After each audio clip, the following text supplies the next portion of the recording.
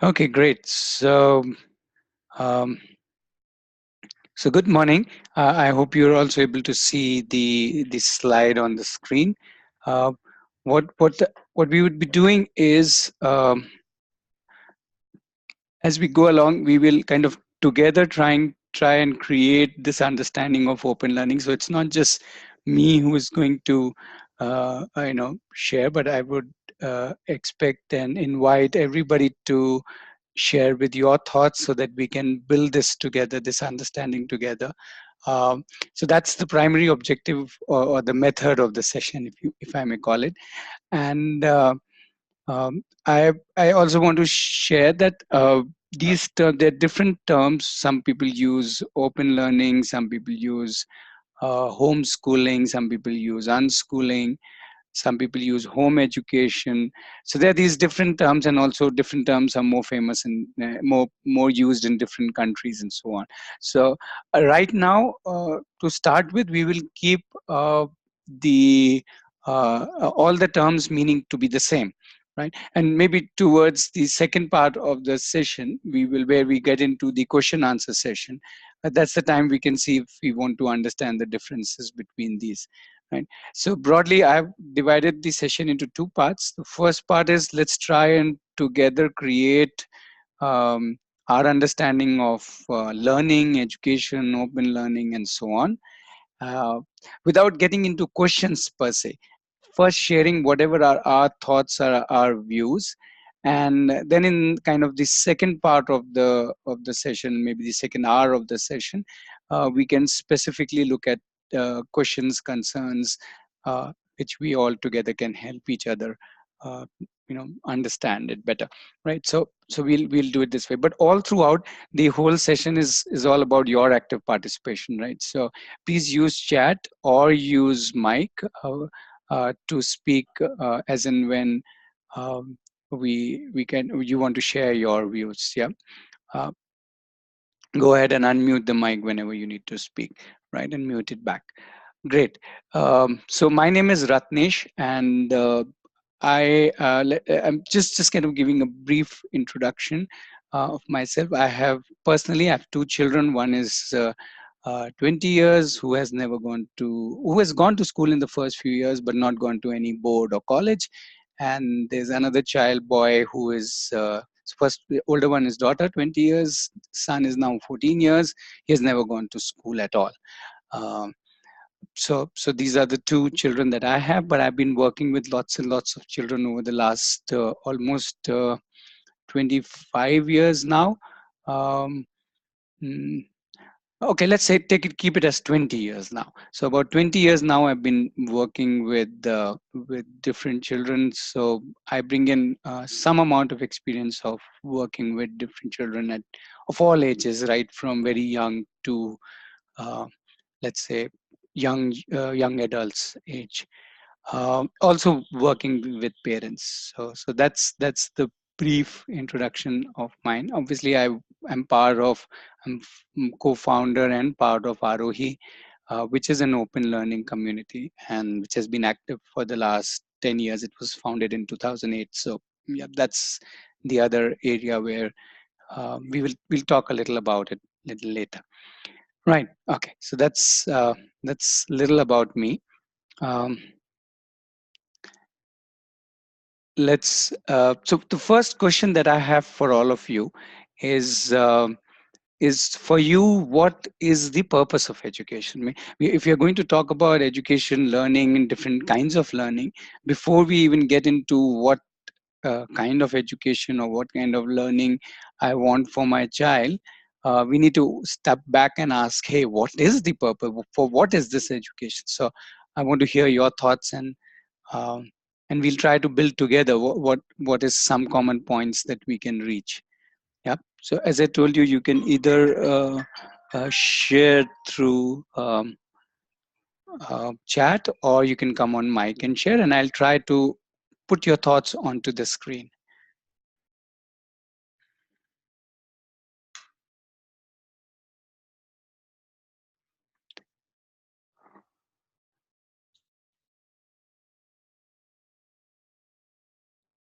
I'm sure people who are already sensitized about open learning, you would have thought about this aspect in different ways, and you can have multiple views about them. So,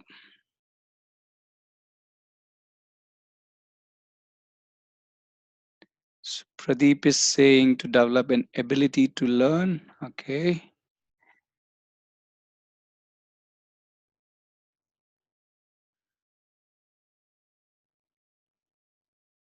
Okay, then we have Bhavani Shivananda saying, lead a life as I wish.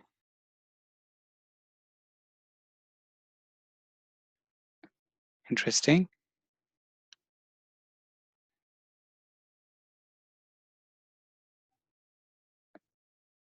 Okay, bring out the best in child. Hmm. Um, People can use mic also. So, okay, somebody's saying tune into ourselves, kind of discover ourselves and what's fun for me.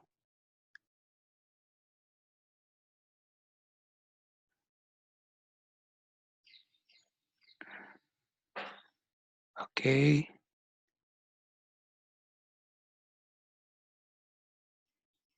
survival. Okay, survival. Also, a couple of people are talking about survival, all round growth. Okay. Though I really don't know what is an all-round growth. So that part you'll have to little elaborate. What is an all-round growth? What do you mean by an all-round growth?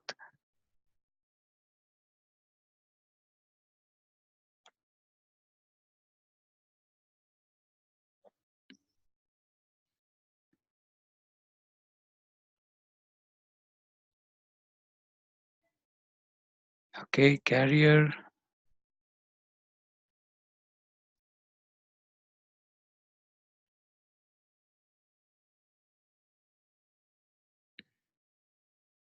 Okay, somebody is also talking about beautiful life.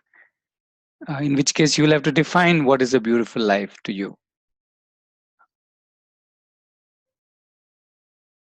So if you want, you can come on mic so I can kind of uh, help you to by questioning answering.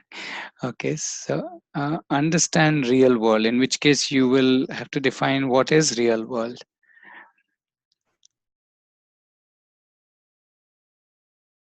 Okay, survival, somebody says means life skills, in which case you'll have to define what is life skills.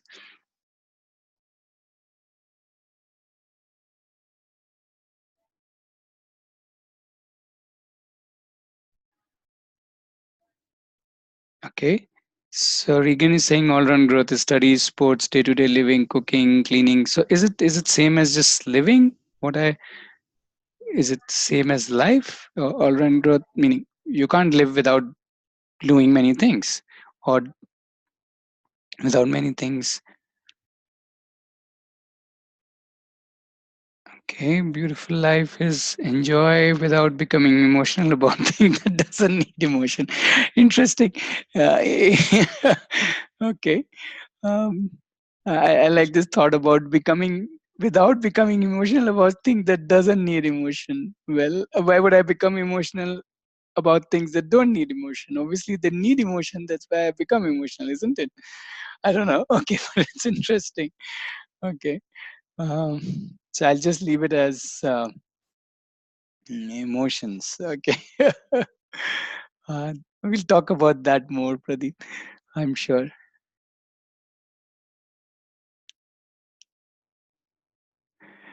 Um, Regan's talking about one kind of chooses for oneself. So is it about making choices in life, which is again back to life? Life is all about choices. Uh, Arifa is saying it's like a toolkit.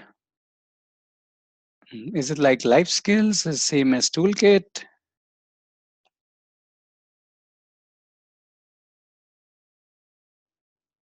Hmm.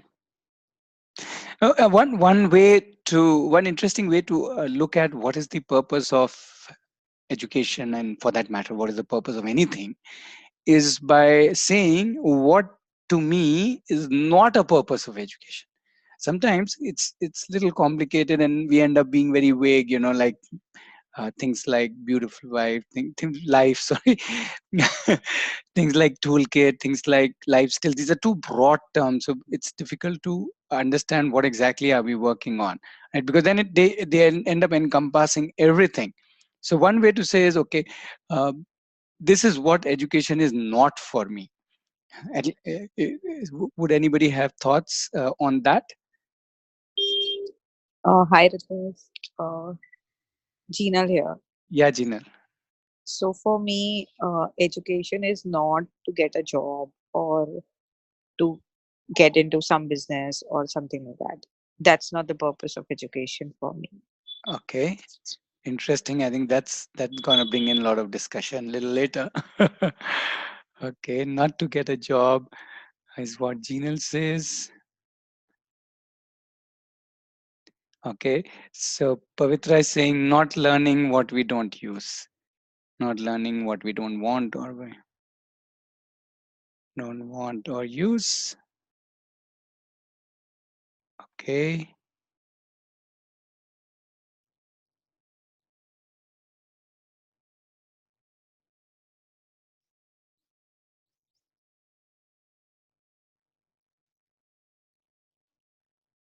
it's not a certificate, not a certificate, not a job, not learning what we don't want or use. Education is not what makes us doubt ourselves.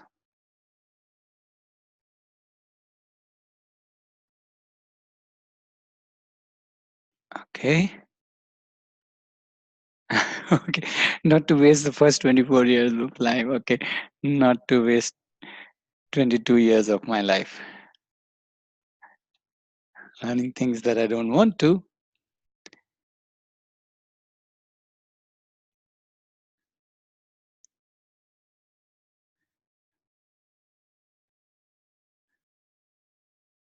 Okay. Not blindly obeying. You're right.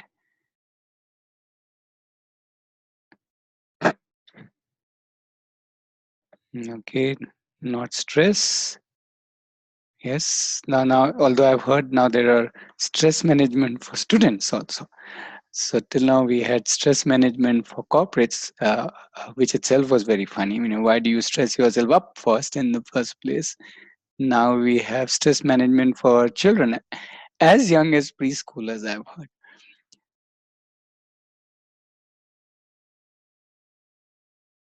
Okay, more thoughts about anything, either what it is not or what it is. Or have I missed? I'm just going back up the chat window.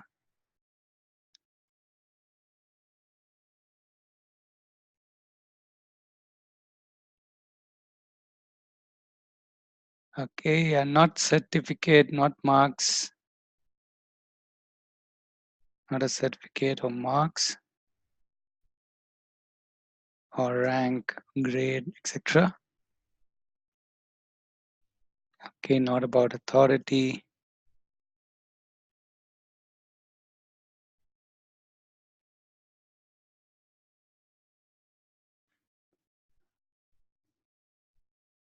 Okay. Um, okay, that's also interesting. Not limiting to what is already known or knowledge.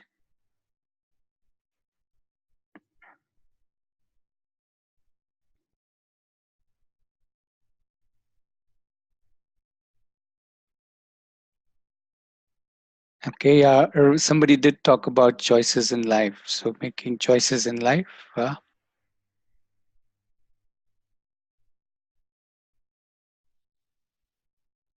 Right. Yeah. Yeah, Gina. Somebody said what we don't want to learn.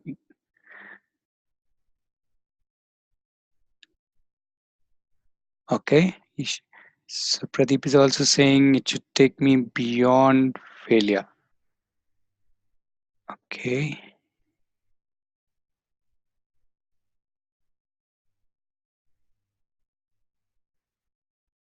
I'll add that also.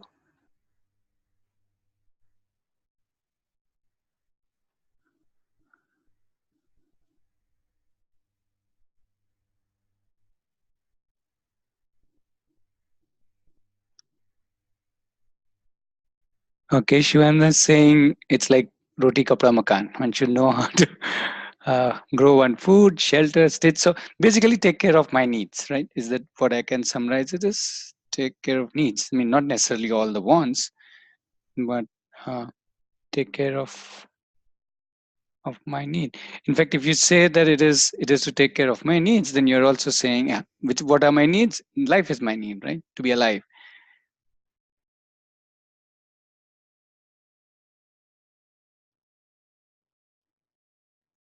Right. So Pavitra is underlying, yeah, it need not be defined by a government or any authority, right?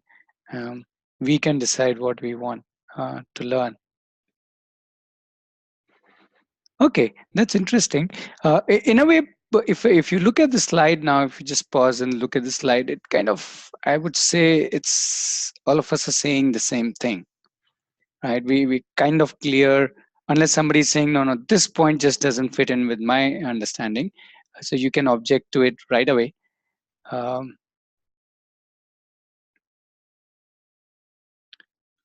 right. Arifa is against academics. She's saying it's more about my life and of what I choose, right?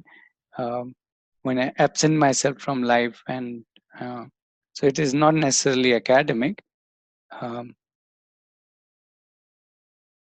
right. Yeah. Somebody did said potential. Okay. Yeah. Potential. Bring the best in the child or explore my potential. Right. Okay. So let's take a pause here. I think we have quite a decent amount of stuff there. Okay. Jinal is saying it's not career. I don't agree to it.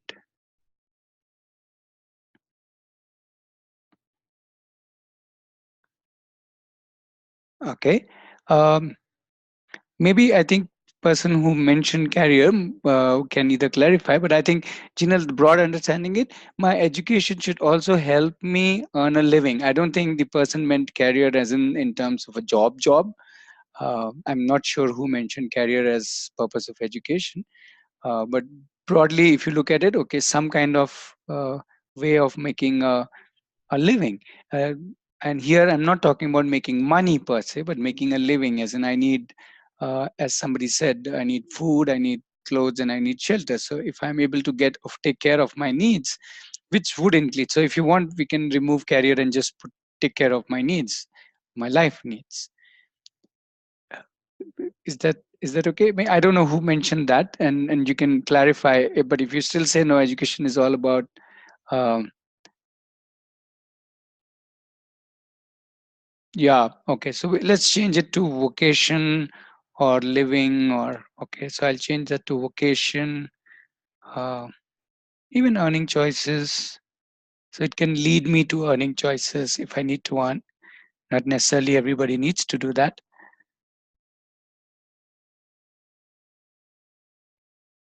Yeah, it could also be multiple vocations. Okay, so I think this is pretty clean and simple what we are all saying, and uh,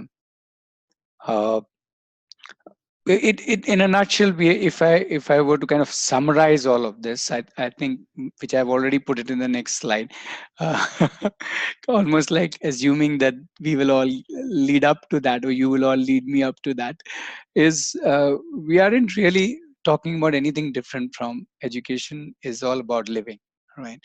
And which is what my next slide is. And we are also saying that we want an open life. We want to decide what we want to do, um, what we want to get into, whether it's a vocation, whether it's a kind of stuff that I explore or spend my time on, and so on. Yeah. So in general, we seem to be in sync with saying, okay, so education is about learning to live, which is like also in a way saying that. Uh, we're going to do that all of our life. At no point in time am I going to stop learning how to live. Possibly only when I'm not living, only then I will stop learning. And if that's the case, education is then possibly for the whole life. And if that is the case, then actually education and living are synonymous. I mean, why even divide them into two? Why even say the word education? I would say word is redundant. Let's remove it. Let's just say I'm living. Uh, Living would invariably involve, uh, learning. Learning right from how to talk, how to walk, uh, how to eat, and to whatever. Do lots of other things. Right? Anybody has a thought here, or are we all kind of broadly in sync? And I'm sure there will be questions here and there, and counterpoints. We can come back to them in a little while. But broadly, are you all there? Or if somebody has a thought right now, you can come on the mic and share.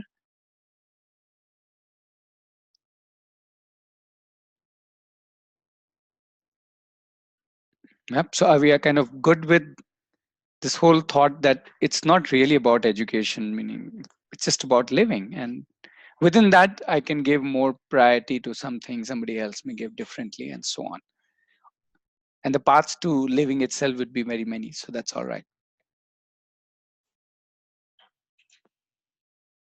Okay. So I'll move ahead. Obviously, at any point of time you feel you want to go back to this, we can come back to the purpose of education. The slide is very much there, right? Now, when I think of living, learning, education, which now I'm treating them as synonyms, uh, it appears to me, and it appears to us that um, there seems to be only one way, which is what now is more commonly called as conventional education. That seems to be people saying that, oh, government saying, people saying, authorities saying, schools saying, hey, that's the only way to do it. You get into preschool, then you get into school, and then you get into college, and maybe uh, even go beyond just the first phase of college, which is graduation. Then you go post graduation, blah blah, and then you get into career, right? So that seems to be uh, the one way track. Uh, Pre-primary, primary, secondary education, college education, job, okay, and that's like a one track, one way. Yeah. And there seems to be a kind of a feeling. I'm not saying amongst you all, but in general, if I look out at the world, there seems to be a feeling that that's the only way. Yeah. And there is no other way. You just have to fit in. You figure it out how, but this is the only way. This is the only street available. So to kind of play around with that thought, I have four propositions. Uh, we need not spend too much time on this, so I will put one proposition at a time. And if you have a thought on it, you can share that. Uh, if you kind of agree with it, you can also just say agree. Or if you want to share a thought on it, you can come on mic and share, or through the chat window. And then we can move on to the next proposition. So I have four propositions. So let's go through them one at a time. As of now, just if you have a question, I would suggest you note it down somewhere, and we will come to questions in the Q&A section. So at any time, if you have right now in the first part, if you have questions, just park them. But if you have your own views, please share. Yeah. So this is the first proposition. uh, it's there on the slide, but I'll anyway read it out. uh, the thought is, we do not bind the child with a curriculum.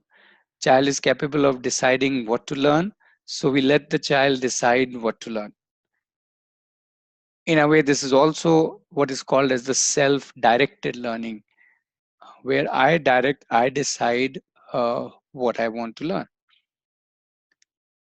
So this is the first proposition of open learning, you can call it.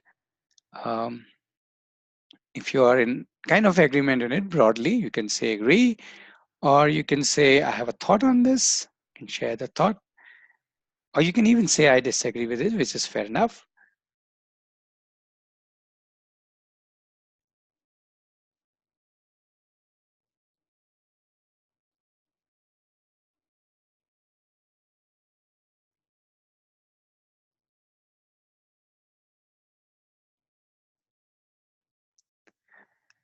And also, just to clarify, right now we're not talking about any specific age. We are saying all ages. Whether the child is 1 year old, 9 year old, 19-year old, uh, all ages, the child is capable of deciding what to learn. Um, I have a question to ask. This is, Pradeep. So Uh, we'll hold on with the questions if of you course, are okay with of that. I know, course, I'm sorry. just put that down in somewhere. But if you have a view or a thought, then you can share. If you have a question, we'll hold on with the question.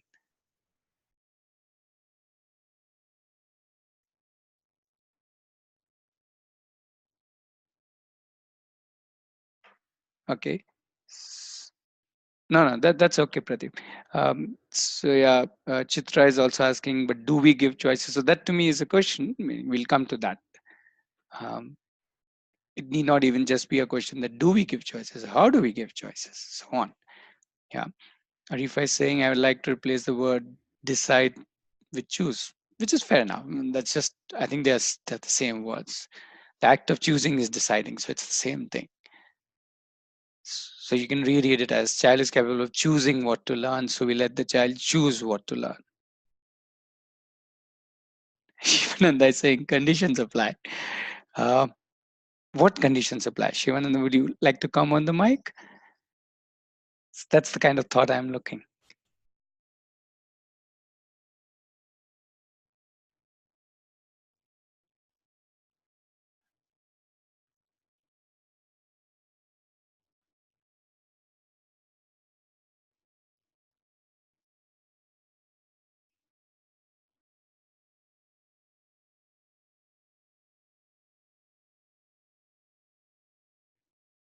Yeah, you can come on mic. That will help.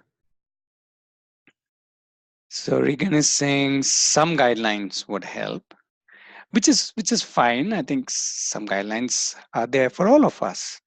Even as an adult, if you are deciding uh, anything, if you are forget taking big decision, even if you're deciding a simple thing like which TV to buy, you look for some guidelines. Either a person can guide you, or nowadays there are online buy guides and so on. Yes, so guidelines could help. Absolutely. If you're looking for a fitness program, obviously there would be some guidelines would help. So this goes without saying. Some guidelines would help.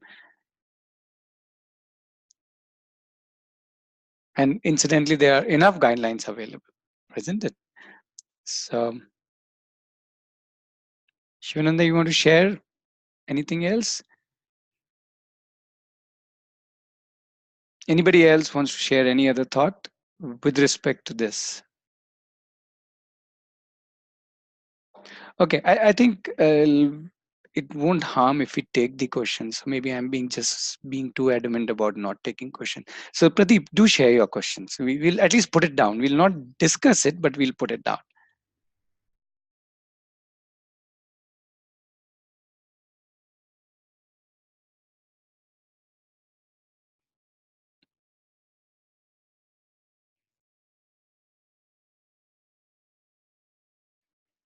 Anybody else?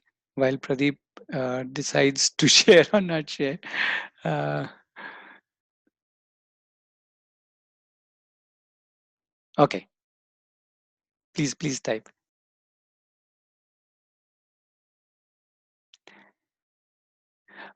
This is actually a big one, the first proposition, because most people just can't digest this. Um, right, as Chitra is saying, how will a child know?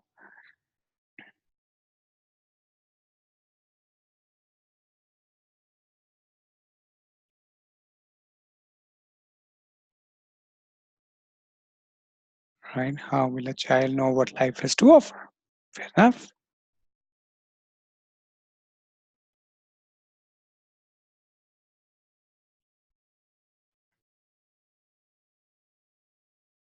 I guess the question is then, okay, okay, will the child be limited?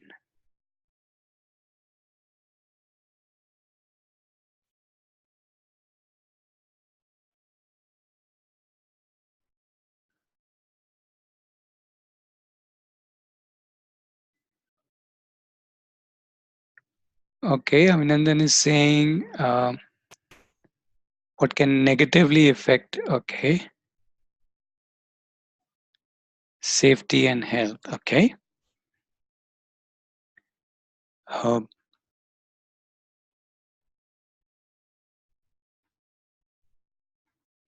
okay, maybe are you meaning things like, let's say, smoking or I don't know, something like that?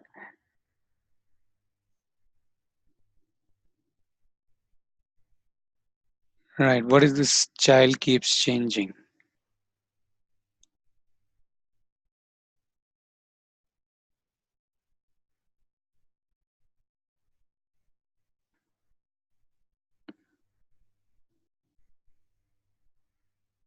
Okay. Shivananda is saying, is it time tested? You're saying school curriculum type tested?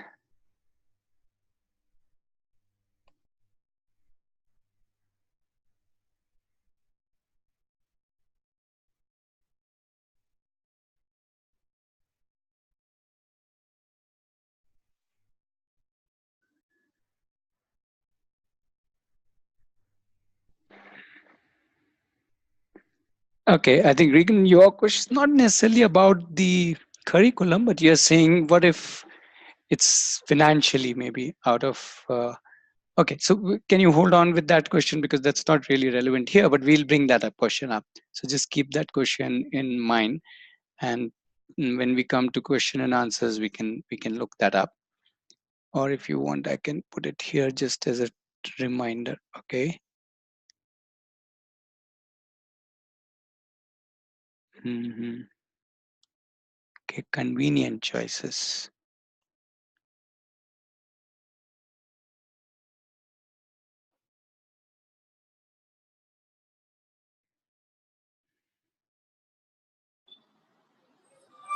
Hi Ratnesh, Jinal here.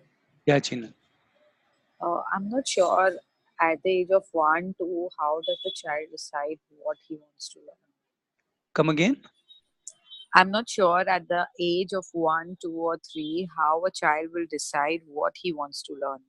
I mean, he will do things that he's interested in. Is Mhm. that is that we take as learning? I'm not sure. I'm a little confused on how does the child decide at such young age.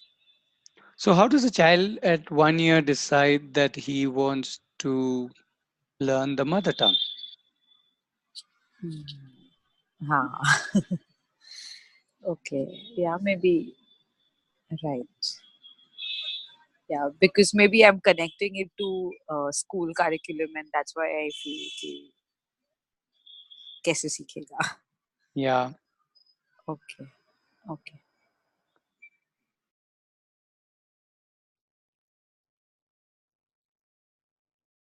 Okay. Um, I think I will need to add more questions here. Let me make more space. Okay, somebody is asking no curriculum. Okay. Okay, let's move ahead. So we'll come back to it. So don't worry. Um, we will not leave it as it is. Let me also.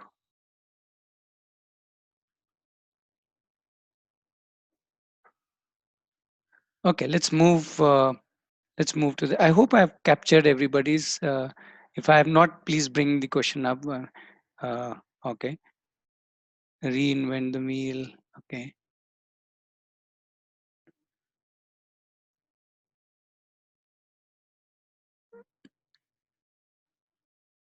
Hmm. Okay. Let's move ahead. Let's go to the second proposition. The second proposition is a little more interesting one in the sense that that's, let's see, we do not proactively teach the child. Child is capable of figuring out different ways of learning.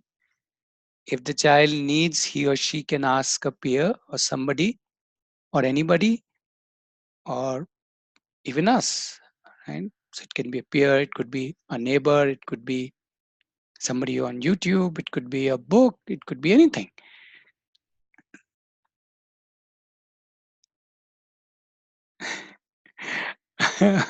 Abhinandan is saying the wheel is broken. Right. We'll come to that.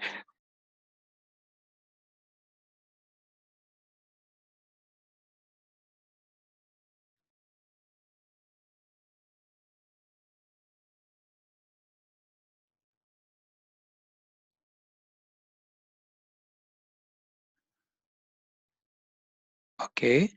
Yeah, if the learning is shallow, then the child will feel that shallowness and he'll move on to the next level of teacher or mentor, isn't it? If the child comes and me and asks, me to teach Japanese, obviously I don't know much. I possibly know only few words. So obviously he will move ahead. He'll say, "This guy is no good. I need to find another guy." So I think that's if that is a concern, that then that is why we're talking about in plural, as in when the child needs, the child can look for more peers and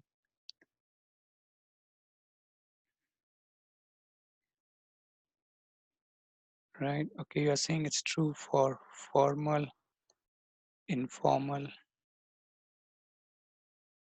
learning.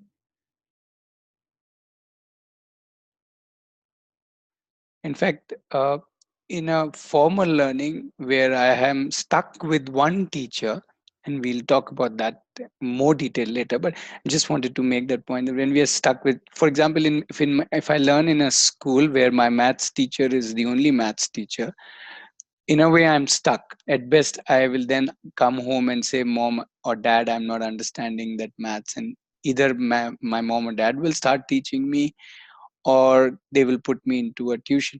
But what I'm saying is, by default, I am limited by the choice of the teacher given to me.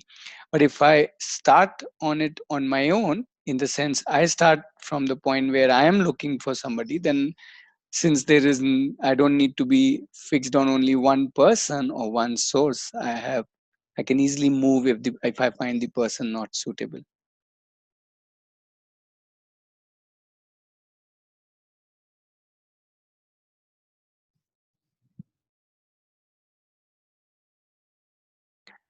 Yeah, I think Pavitra, your point is more related to the previous slide. So we'll come back to it. Don't worry. We'll talk about what happens. How does a child make those choices?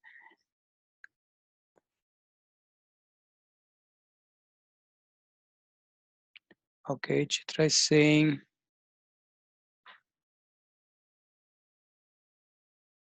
I'm not sure, Chitra, if I'm able to understand your point. Um,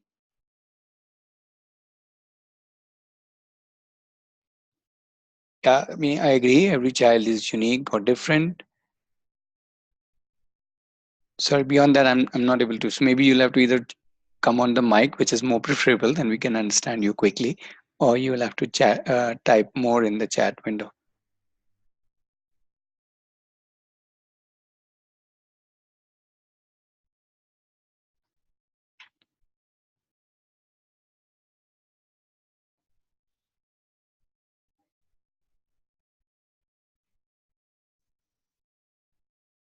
Okay, so you're saying, will every kid come and ask if they need to know something?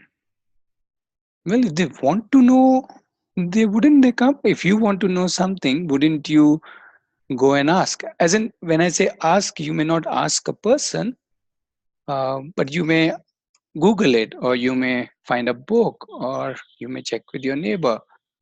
So, aren't we doing that in uh, any which ways?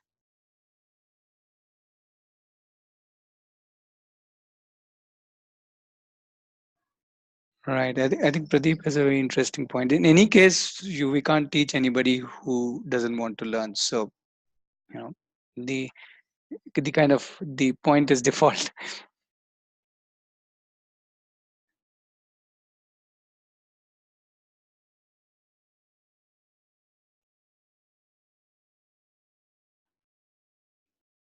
Right.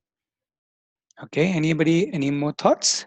Or let me just keep moving ahead. And as I said, you have questions. You can keep them parked, or you can share it now, whichever way. So no issues. My third proposition is we do not assess the child.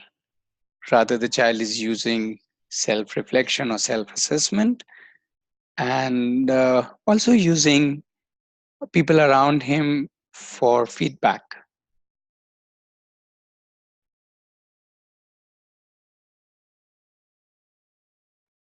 Yeah, your thoughts on this?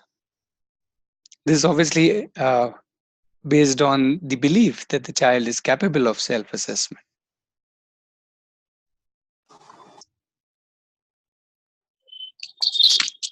Hi, Ratnesh, Gina here. Yeah, Gina. Yeah, I agree to this completely. I've been a teacher in a school and I know how children write their exams and how much of pressure they have before giving exams and while giving exams, and after that they hardly remember things because the only intention to learn or do things is to just finish exams and get good grades. And there are children who come to me ask who used to come to me asking that, ma'am, I didn't understand this, or I didn't get this point. And where I feel that was real assessment, and you know they could find out that I didn't get this point and I need to learn it in a better way. Mm, sure. Yeah, so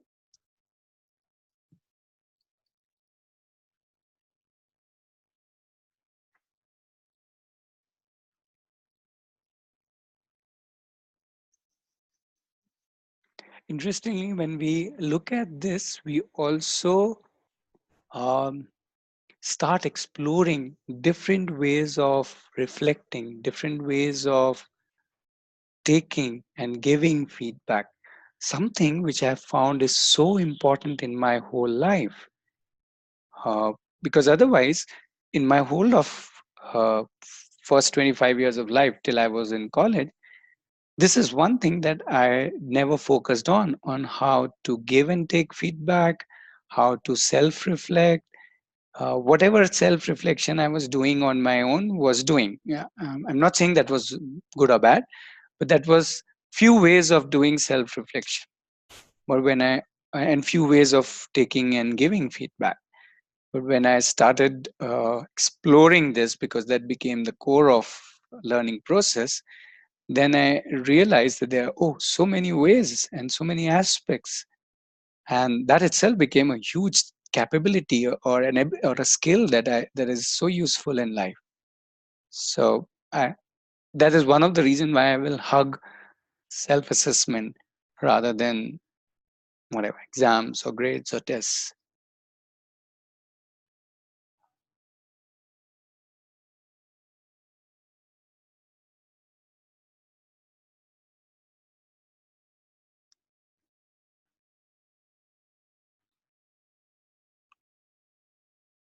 Right? I think Pradeep, you've kind of nailed it.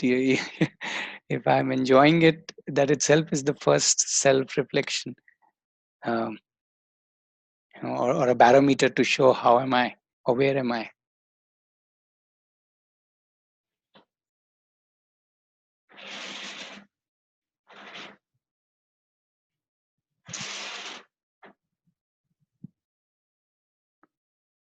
Right, and this is the point that I was talking about.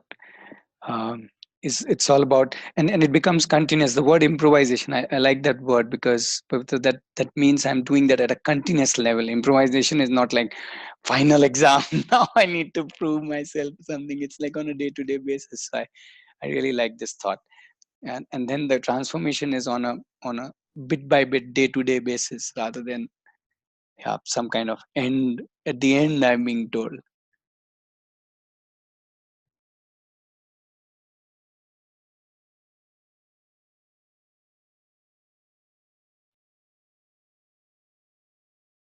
Okay, so that's another point, that exams themselves can be fun, right? If I'm sure if somebody finds a use of that, then exams can be fun. Yes, and not just fun; they can be a way of learning. So I'm with you. Exams or tests can be fun, or can be a way of can help learning.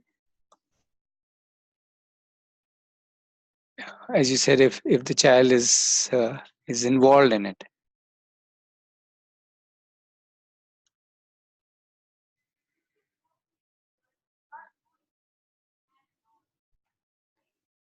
Right. Okay. Um, let's kind of move to the next one. Yeah, the fourth one, the last one in this series. So, uh, right. So the statement is, we do not impose school, college degrees as the only way to have successful and happy life. Child is capable of paving his or her path. Child chooses from many options like degrees, self-learning, apprenticeship, open courses, etc., etc.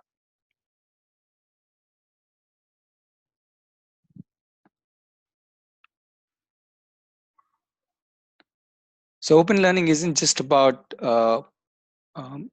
schooling years or the preschooling years. It's about the whole life, and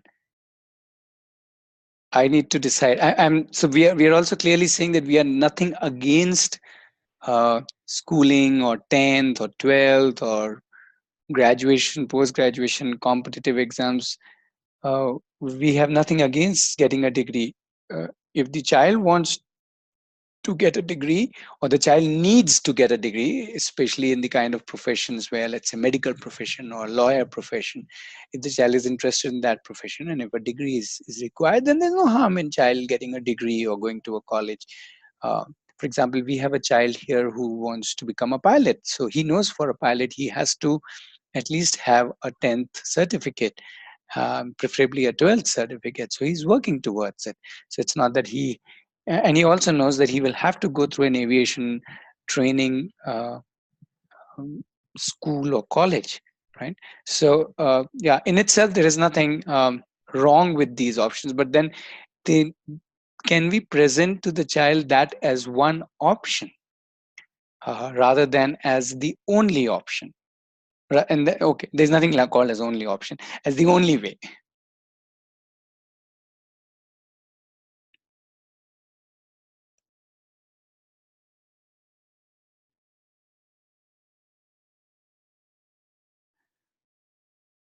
Yeah, absolutely. I keep telling this example, Pradeep, to so many parents that whom will you who if you were to employ a person in your organization, let's say if you're in a software or in your architecture or you are in any organization, I'm just taking some, or you are in a hotel industry or whatever, whom will you somebody who has a very good certificate or somebody who has already proved their excellence by their work, people who have designed things, people who have coded programs, people who have cooked dishes. So would you prefer a person who's already been there, done that, is showing excellence, rather than choosing that somebody who had 98% or A plus in a cooking college or a architecture college? Which one will you choose? So, yeah, I'm not saying everybody will choose excellence, but I'm saying when you put it like that, then it makes a lot of difference for people who are apprehensive about, oh, but how will he make a career without getting into a college? And I think they should consult Pradeep, because bang on, choose excellence over certificate. And I'm sure you don't need a, if I today want to become a good journalist, if I consistently write excellently without even going to a journalism college, I can easily not just get a job, I can get coveted assignments and so on. So uh, I think the path is of excellence over certification is always available. So that's a very, very beautiful point.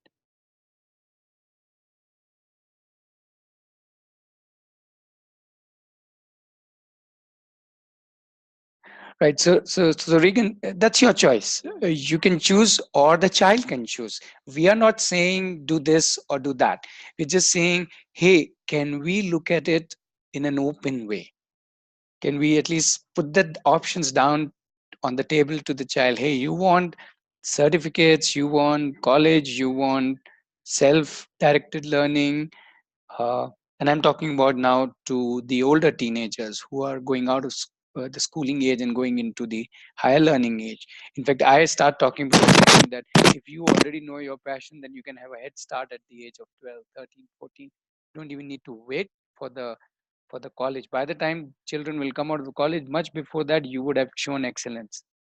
So it's if it's is it about I would prefer a mix or the child would prefer a mix?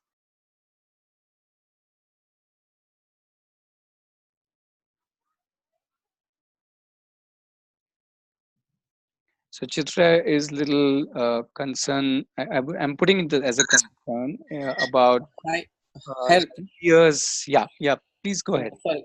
Yeah, so with the choice, I mean, as in the mix, I would like to give that choice up to the child, and then a mix of guided. What would they want to learn from a guided curriculum, and what part would they like as an apprenticeship based? Because I personally like the apprenticeship based learning because it offers you a lot of hand skills and one to one learning.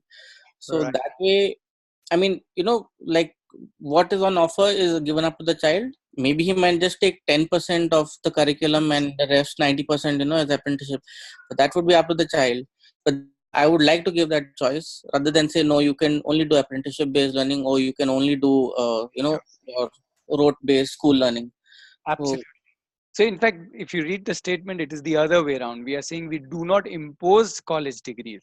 We rather chooses. hmm, We clearly say child choosing from any options like degrees. So, degree is one of the options. There's no, we are not yeah, taking it out of the option. correct, because for certain career choices, he or she would need a degree. Like I myself am an architect, so I needed to have a certain education, like 12th standard, before I could get entrance into an architecture school.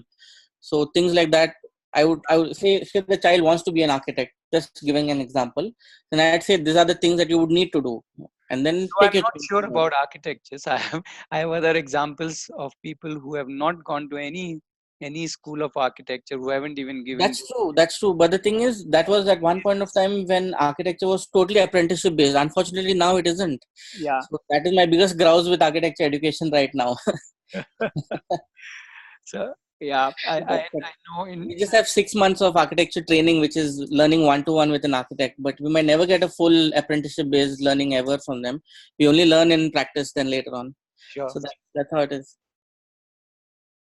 So that's what I'd like to give the choice up to the child, but I'd like to let the child know that this is our options if you want to get into this kind of orientation that you want further on in life.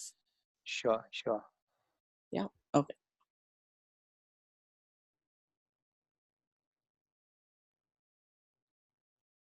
Okay.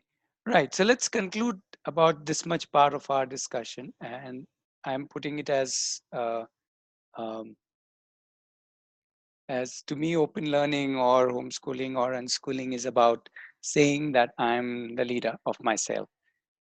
If I want to summarize this, so yes, choices are available, options are available, societal pressures are all available, peer pressures, media, everything is affecting me, but still I'm the leader of myself. So that to me is like the summary of what open learning is all about. Uh, or if you want to put it the other way around, we say open learning is also like open life, in the sense I'm deciding based on how I am at this moment, whatever choices I can perceive at this moment, um, and moving ahead with that. Right, good or bad is kind of secondary, because that is something which is true for all of us. Some choices we have made were good, some choices we made weren't so great. Okay, so let's take a little pause here, and I want to quickly, if you allow me, about 10 minutes. First, I want to show you a small video about Aarohi, which a child has only made, but he has made it in his own way about what is Aarohi. And uh, after showing you that video, um, I want to uh, little talk about kind of few points that we have built into how Aarohi works in terms of open learning. So those points you can take in and relate to in terms of your own journey of homeschooling, unschooling, uh, uh, you know, and open learning. So we'll spend about 10 minutes and then we'll kind of get into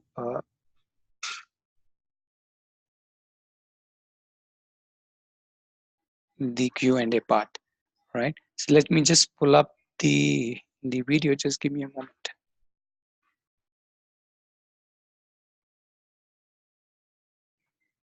I'm more showing this video so that you get a background idea of what is Aarohi. I'm not sure how many of you have that idea.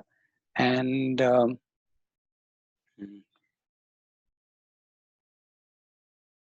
I will share with you some thoughts.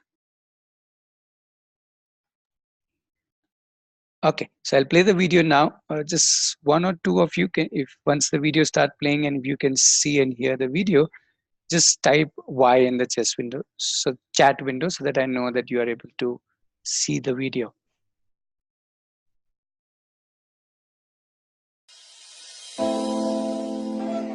Aarohi is a learning community where all of us learn together, eat together, sleep together, and also play together. We take care of each other and look after others' needs. And our campus is an open place where you can come and do whatever you want related to learning.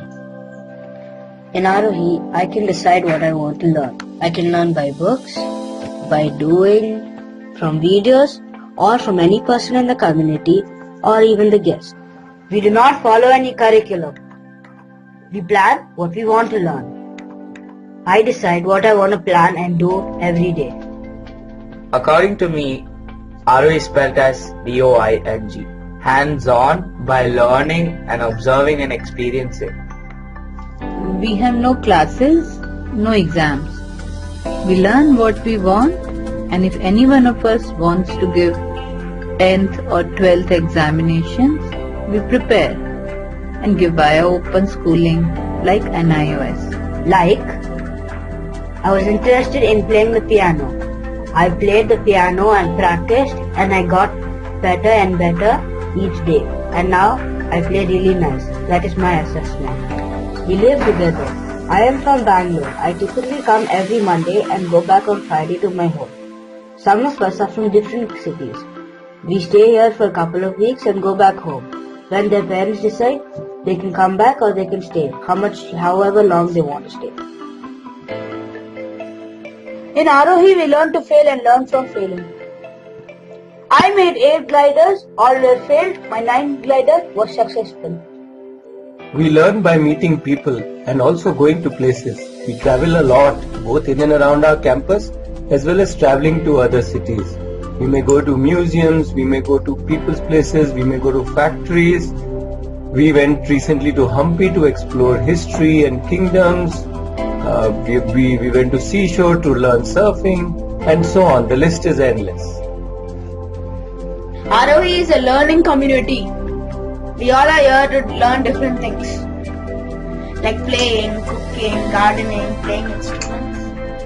Aarohi is an open community, which means children of all ages are welcome. I can come when I want, I can go when I want. First week I came to Aarohi, and the second week I could not come to Aarohi. So I stayed back at my home. Aarohi is a community. We all live together. We learn together. Aarohi is life education. I learn what I need in my life by doing it here.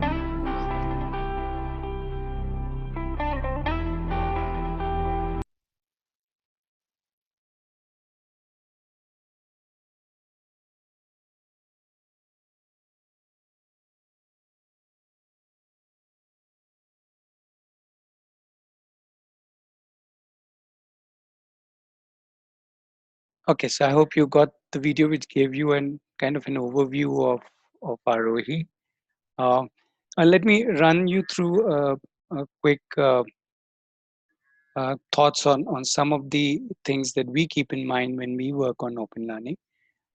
We've tried to capture this. When we look at Aarohi, we call it as a space where the child can learn what the child wants to learn. Um, so we played around with this acronym of space, and each letter stands for something to create the space that where the children can learn. So the S obviously depends is defined as self-driven. The child is the decider, and what we have realized over a period of time, that when the child decides, then whether the child has the skill, whether the child does not have the skill, or whatever, the motivation is just inherent. To me, uh, this whole want to do something comes very, very obviously. So we say it's not the skill, it's not the will when it's the hill you love to climb. So it becomes natural for the child to be wanting to learn something when the child wants to learn what he's wanting to learn. When it comes from the child.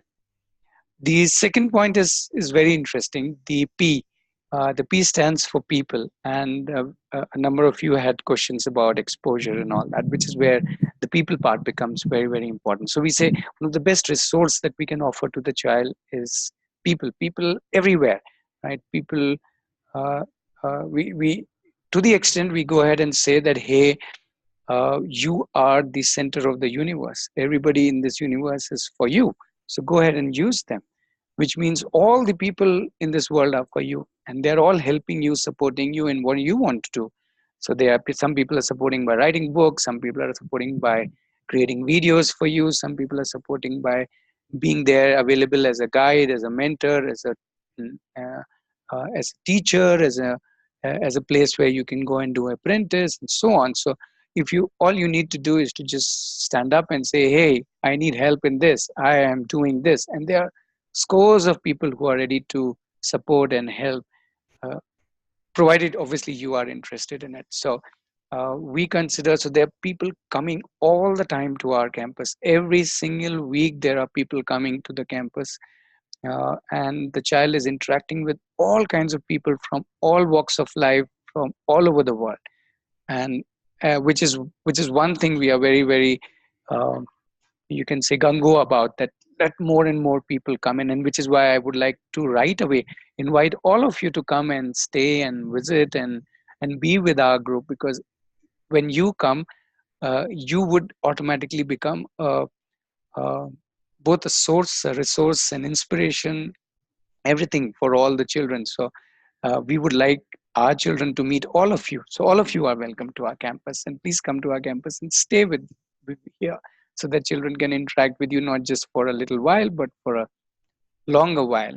And if definitely different children will interact with you in different ways, depending on what connects them to you. The third uh, finger is, or the third letter of space is A, and that is to do with acceptance. And if you make a little dot in the middle of your left palm, like the red dot on the slide, if you can see that, and try to touch that with all your 5 fingers of the left hand, you would realize that not all fingers touch the same dot. For that matter, any dot in your palm, not all the 5 fingers. And in any case, the 5 fingers are all different, they're of different sizes. So just a small reminder for all of us that we are all very, very different. So why have something standardized? Why can't we accept each child uh, to learn things in as many different ways? The other day we were learning about dinosaurs, and I realized that there were there were thousands of species of dinosaurs. Typically, when we think of dinosaurs, we think of them as huge ones, but they were possibly more smaller species, as small as our hands, that small dinosaur species at that time. So I'm just saying, anything has so much diversity in our universe. So why do we need to make things standardized? Why can't it be based on uh, what the child uh, what the child is, and hence what the child is choosing, which is the next one. The C is for choices. And in open learning, the choices isn't just about subjects, isn't just about topics, but it's about everything. It's about eating what I want to eat. It's also about emotions. What emotions am I choosing? What behaviors I'm choosing? And can we accept all of those? Can we offer all of those to the child that, hey, everything is a choice in your life? Finally, You can choose how you want to, which emotion you want. You can choose which behavior you want. You can choose how you want to talk. You can choose how you want to see somebody. You can choose fashion. You can choose to waste water. You can choose to conserve water. But if you waste water, you are not less than the person who conserves water. Both are just making different choices. Let's look at that. Can we hold two people, let's say two children, one wasting water, one conserving water, at par, and say, hey, you are actually at par, just that you are making different choices. And I can make the child who is wasting water aware of the other child who is conserving, and the one who is conserving, make him aware of how the other child is wasting. In the sense, the wasting conserving is by themselves a loaded term. So if you remove those terms, you can say, okay, this child is using water in this way, and this child is using water in that way. They're just two different ways. So the choices can be expanded to literally every part of our living. So that's the choices part. And the last, and not not the least important, but perhaps equally important than all others, is the effort. The E stands for effort, and we say the real joy in life is when we put in effort in anything. And effort need not be just in doing a task or learning a skill. Effort could also be in facing a challenge, and we realize that often what can look like a challenge is, or a difficulty or a problem, is actually an opportunity to learn. And the visual I've chosen here is from the movie and the novel Life of Pi, where Pi says, if you've seen the movie or the novel, you will connect with what I'm sharing, and what he's sharing in the novel is that the fact that the tiger was in the boat is made him live, made him survive. So the tiger in the boat, which often can be called as the challenge or the problems, are all good news, all welcome, because that's um, which we are also trying to say, that the journey isn't going to be just simple goody things. The journey is gonna be full of challenges, problems, whether when you interact with people or whether you go out to do something, and so on. And that is the whole idea, that is where your effort is required, and your effort will give you joy as well as the way forward. Right. So if I want to summarize, sorry, let me put the space slide back. So that's what we say: the learning and your life is in your hand.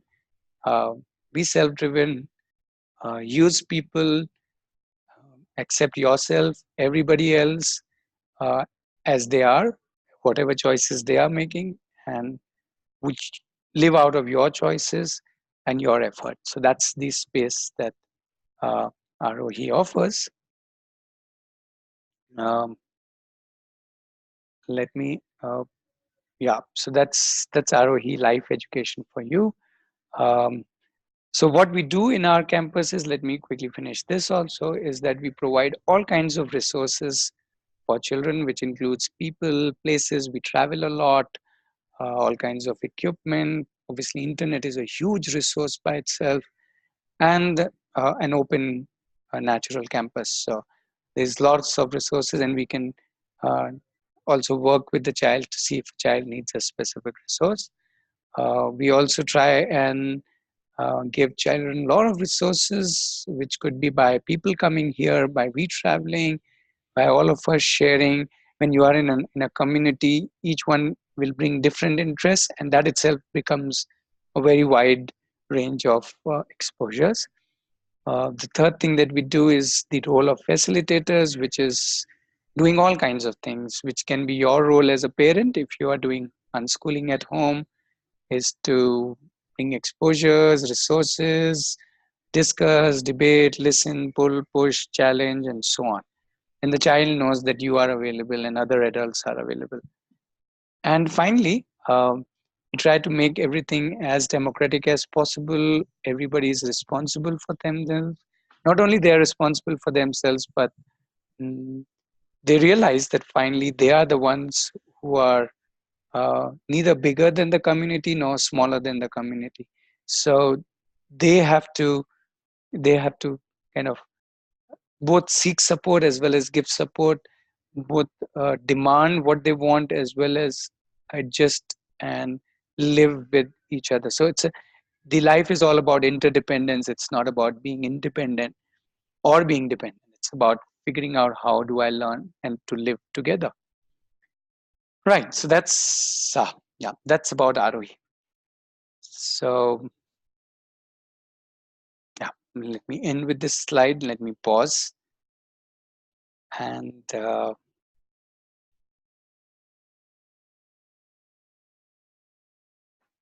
we can take FAQs in just a minute time. If you want to just take a pause and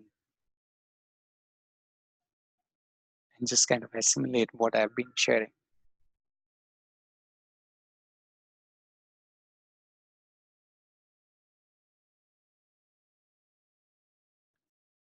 If any question is coming to your mind, just note it down. We'll take a question. We'll take questions in a few minutes.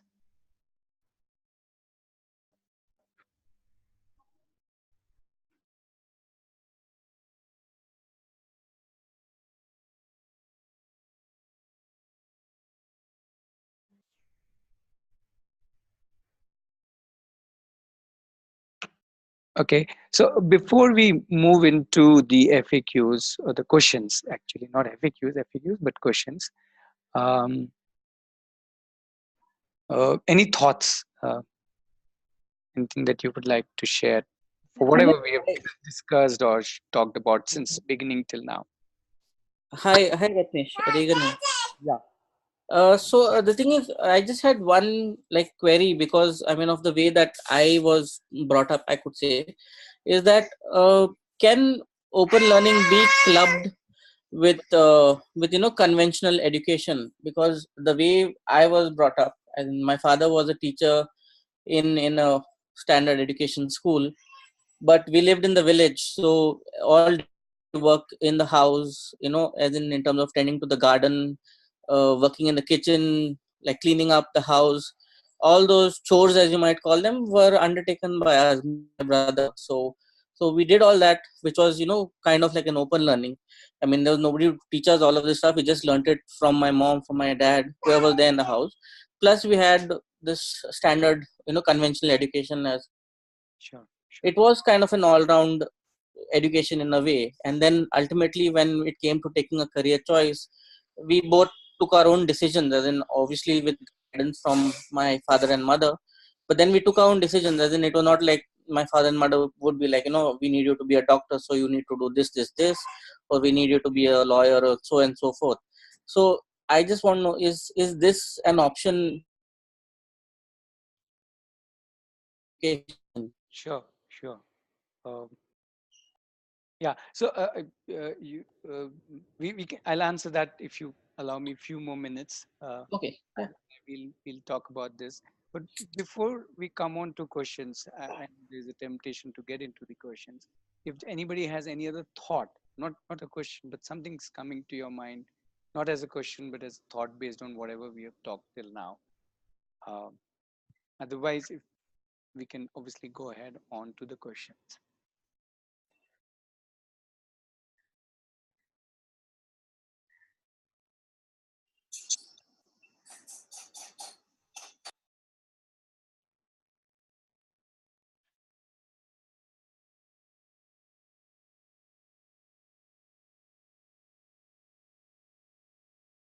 Okay, so let's move into the FAQs, and while we will try to answer, when I say we will try to, I'm sure everybody would help me answer all the questions that come up, and we'll together try and respond to those questions.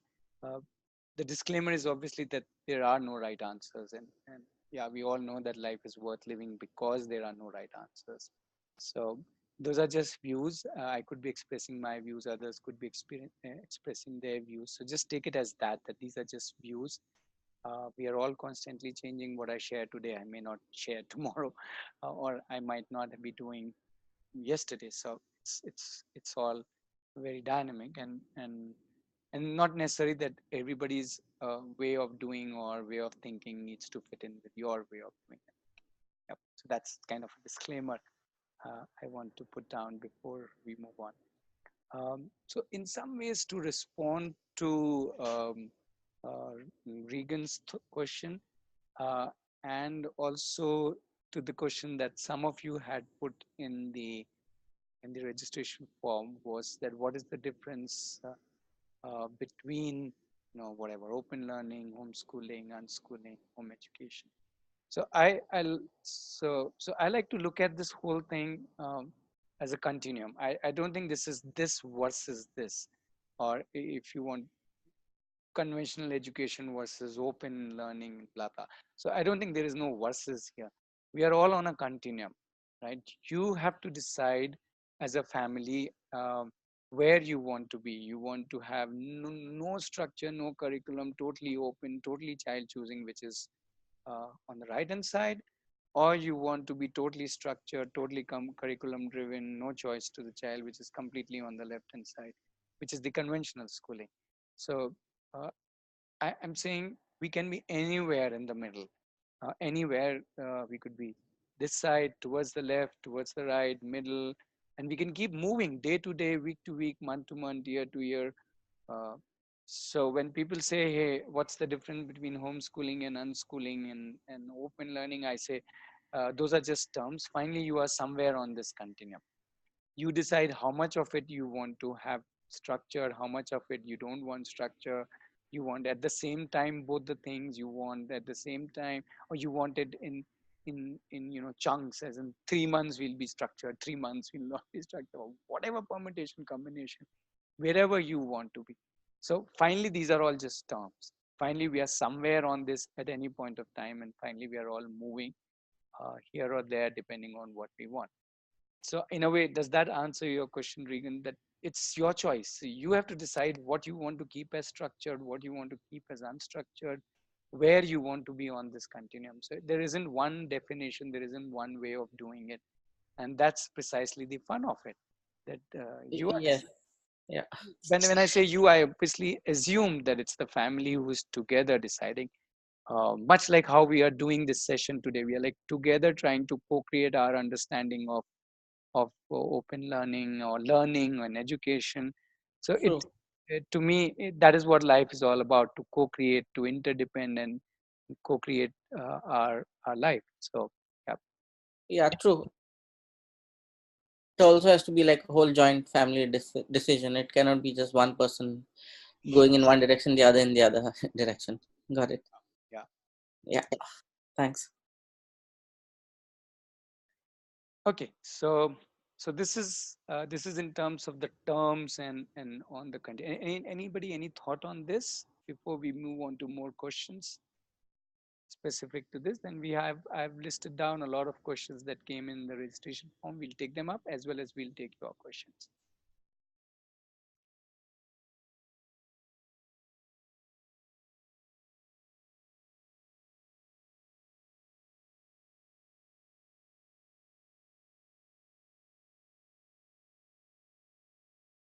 Okay, so I've kind of moved ahead. We can, anybody wants, I'll go back to that slide definitely. So what I've done on this slide is I've put together all the questions that I found in the form. So you can go through these questions, and obviously we have also typed some questions in the slides when we were discussing the 4 propositions. Especially in the curriculum one, there were a number of questions. Now, I don't know which of those are still relevant. Have some of those questions been answered? Are still some of the questions pending? So I'm not going to answer them 1, 2, 3, 4 like that. Now, out of these questions, whatever is relevant to the group present now, you can go ahead and ask these questions, and we can all discuss this.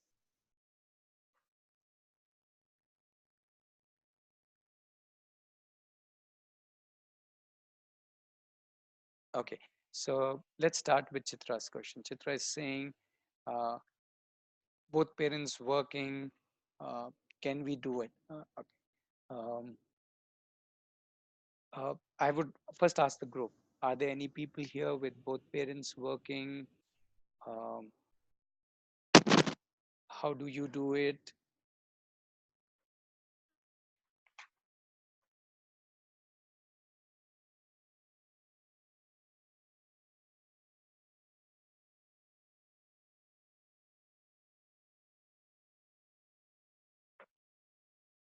Yeah, we will come to question 6, Pradeep. Anybody who has both the parents working,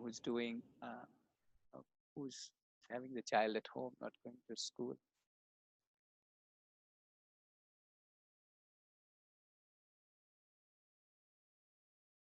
Okay, so my response to that is definitely there is no issue with both parents working. Obviously, it will depend on your work, and but one of the things that I want to take out of the equation is that I have to invest a lot of time. That's not necessarily true. Uh, um, it's not the quantity of time, but it's how and where how and where I help the child or support the child in whatever the child is doing. So if the yeah, it is definitely possible. You can work the whole day, and it's almost like three people. So let's say if you have one child, you're looking at a father working somewhere, mother working somewhere, and child working at home. And yeah, uh, and we all kind of together again in the evening or whenever is your common time, and we sit together and all of us share, hey, what did I do at my work? I as a father can start with my work. These were my targets, this is what I planned, this is what I learned new, this is what was horrible today, this was my emotional ups and downs, these were my mental challenges, blah blah blah. Then the mother shares or the child shares and everybody shares, and everybody learns from each other. Okay, and then saying voice is the voice okay for others? Are you able to hear me clearly?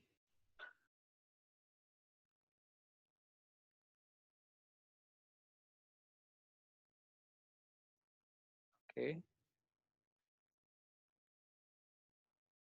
Oh, okay. Somebody else is also showing. Okay, so while mm,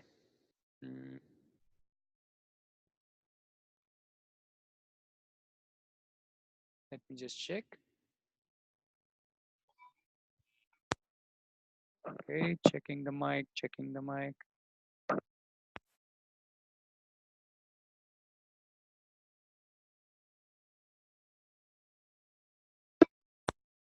Checking the mic, checking the mic. Mic, okay. Checking the mic. Hello.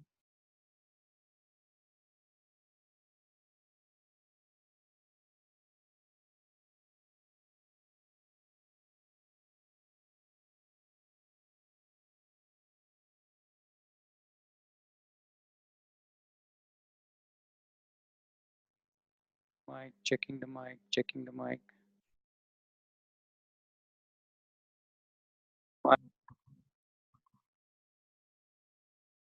Okay. Um, let's see. Let me know if it is. I didn't really change anything. Is it okay now? Okay. Sure. So I don't know, Chitra, if that answers your question. Again, to me, it's a matter of your choice. Um, I don't think it's in itself anything to do with people working. Even if you are non-working in the sense you are not going out to work as a job or a career, you may still be having a handful of things at home. Yeah. And even a homemaker is at work, and there could be a lot of things at home to be taken care of. It could be the grandparents to be taken care of, or so many other things to be taken care of. So let's not look at it um,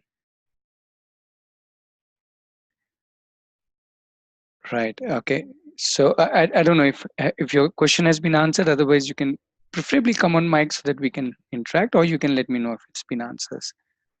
Okay, Abhinandan is saying, what about chemistry labs? What about chemistry labs? Uh, First of all, you have to step back and ask, do I need a chemistry lab? For what do I need a chemistry lab? Am I going to study chemistry? For what do I am studying chemistry? If I'm studying chemistry for an exam, yes, then chemistry lab is no big deal. The kind of stuff that you do in your chemistry lab can be done right there in your kitchen. Yeah, your kitchen is a better chemistry lab than most chemistry labs. And if you really want to buy some stuff like chemicals, they are all available. You just need to Google up where you get all these, where all the schools buy all the stuff, and you can just go ahead and buy. But believe me, unless you're very specific about your child is crazy about chemistry, or the child, You really don't need to. Yeah, if you need, let's say, a microscope, for example, maybe not so much in a chemistry lab, but maybe in a biology lab kind of thing. I'm sure you can find one where somebody is ready to. You go to a testing lab and say, in your free time, can you guide my child how to see some things? Maybe see his own blood under the microscope. I'm sure many labs, many places would be more than eager to help you. That's why I keep saying there are enough people to help us. The other day, there was a lady who came from an oncology lab and they are doing high end research. And she said, our lab is open to all your children. If they are interested in medical testing, if they are interested in how the research happens, how are we working on cancer, how are we doing immunology research, and so on. So this is high end stuff, and they're ready to share it with our kids. So I don't think there's. It's very easy. You just have to look around, ask around. I'm sure you will get what you want. But in most cases, you will only need it if your child is obviously interested in it or needs to give some exam. Yeah.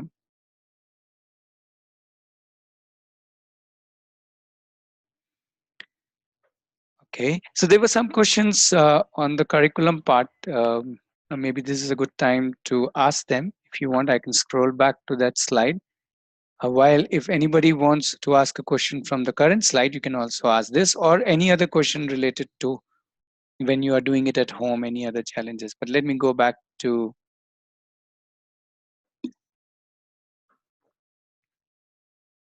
the curriculum slide. So there were some of these questions.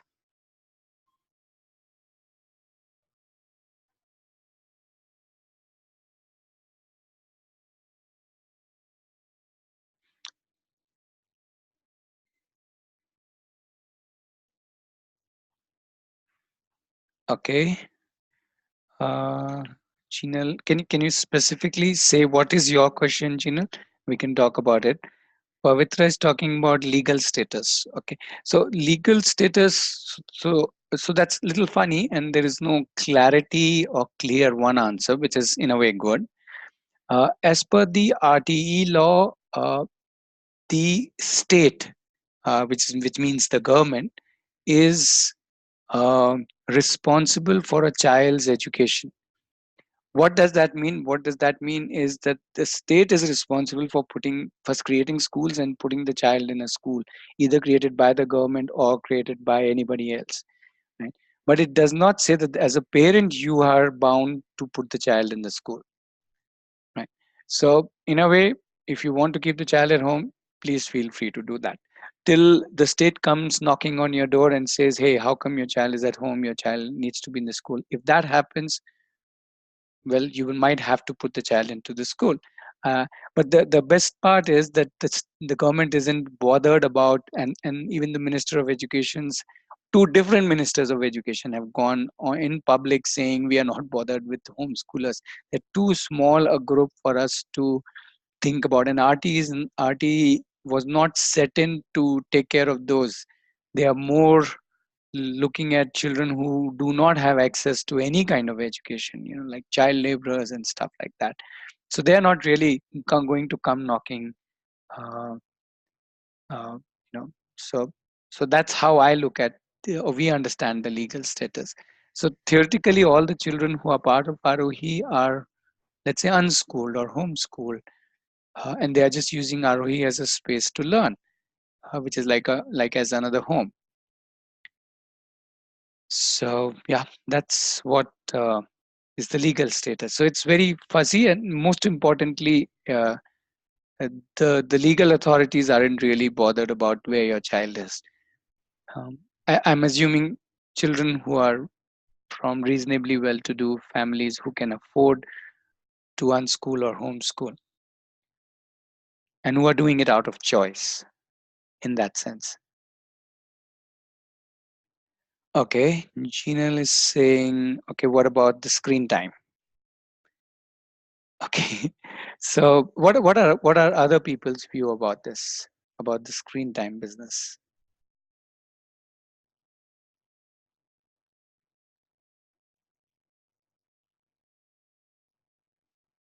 And Ginal is using another interesting word, random unschooling. which I don't know what is random unschooling. I thought unschooling itself was random enough. But that's okay. Uh, so what about screen time? What about gadgets?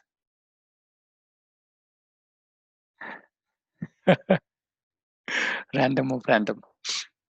Yeah. So others' view about uh,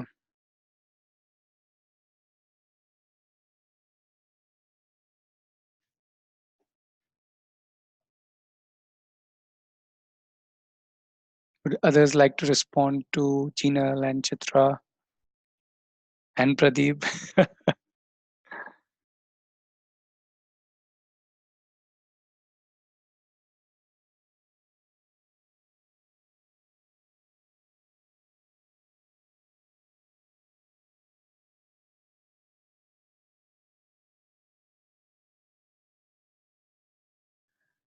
Okay. Maybe if more people came on mic, it would be a little more interesting. Otherwise, it's only me who is speaking.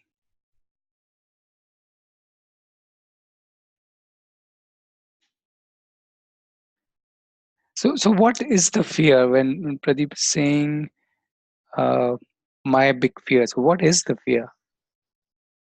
Okay, so I have unmuted myself. So, uh, the YouTube is so exciting that it's we have not been able to have a proper family lunch or dinner unless there's YouTube in front of us. So this is the iPad has actually taken over. It's not that my daughter does not uh, do a whole lot of things, but it kind of becomes very obsessive, and removing that obsession is a continuous work that we are doing. We are having to make the lifestyle change within ourselves. Mm-hmm. But I think what's the iPad would have been a great resource for the kid to learn things that she wants to learn. Mm-hmm. But you know um, uh, what's it too watching too much of you know the toys, the I don't know what joy there is, but I must discover that the joy of opening the toys, there are like millions of videos about it. So the obsession to the YouTube, and iPad is certainly taking away a lot of our family time.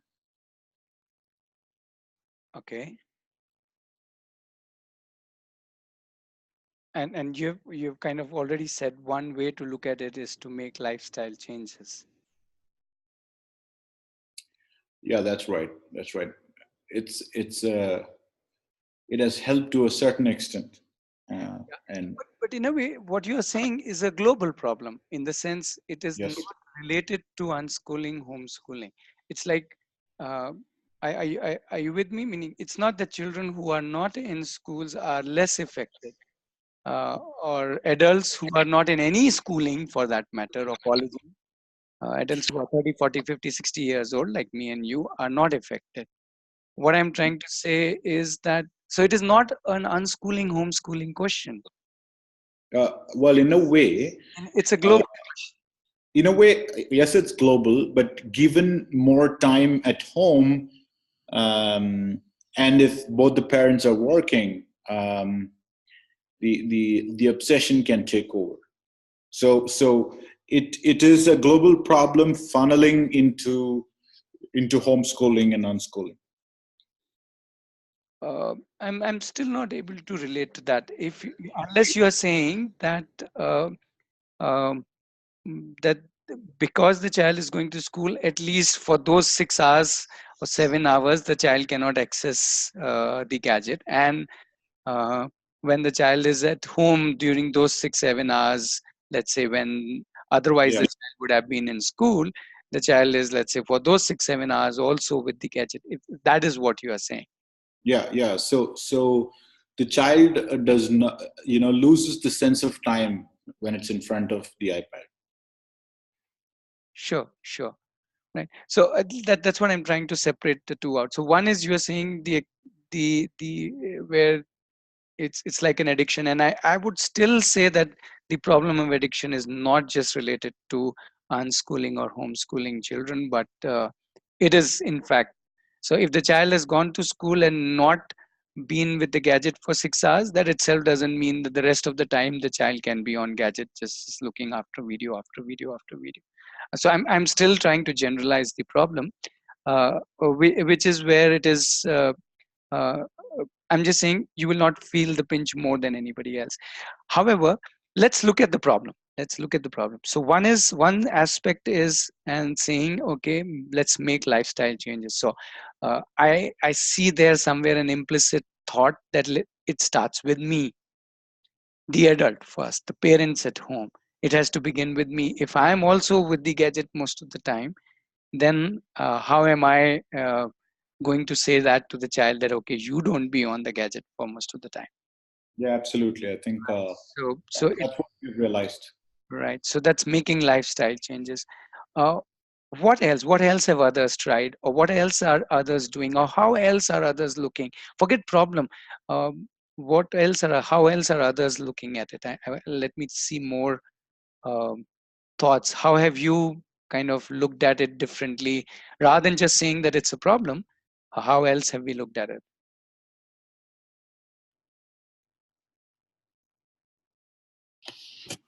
Hello. Yes. Hi, this is Chitra. Yeah, hi, Chitra. Yeah, so regarding this issue about the screen time, for example, my daughter is 3.5 years old. We have stopped watching TV for the sake of her and for ourselves as well. And since she's very small, we have to leave her back with my parents. And you can't actually stop them from watching TV, or they are grown adults, and that's the only way of entertainment for them. That's what they claim. And also the YouTube, as he said. So how do we? So when we are away in work, inevitably she gets some screen time and she gets addicted to it. Even though we have a tap on it now, but I still feel inherently it's very restricting towards my parents as well. They feel very restricted. Sure. We are not asking the grandparents to change their lifestyle. Yeah, yeah, that's what happens basically. Okay. More thoughts? Or what? How else have you looked at it?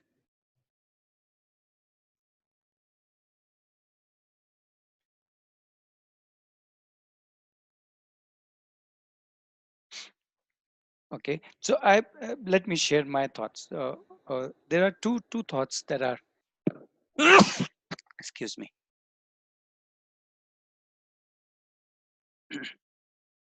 So there are two thoughts that I have to start with, and we can create more thoughts. One is that uh, if you think that there is a problem, then it has to be co-solved. I cannot operate from that I know better than you, and hence I will tell you what is right and what is wrong. I mean, that's one approach, but that's going back to the authority. That's going back to that I can solve all your problems. Then the child will hide and use it, and so on and so forth.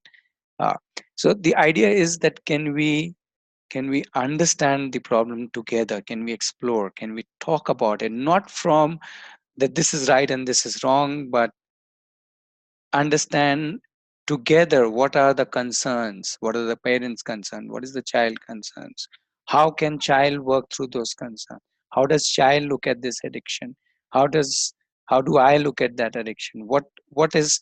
So I'm saying, let's say there are 5 people in the home, uh, father, mother, grandfather, grandchild, grandmother, and let's say the child.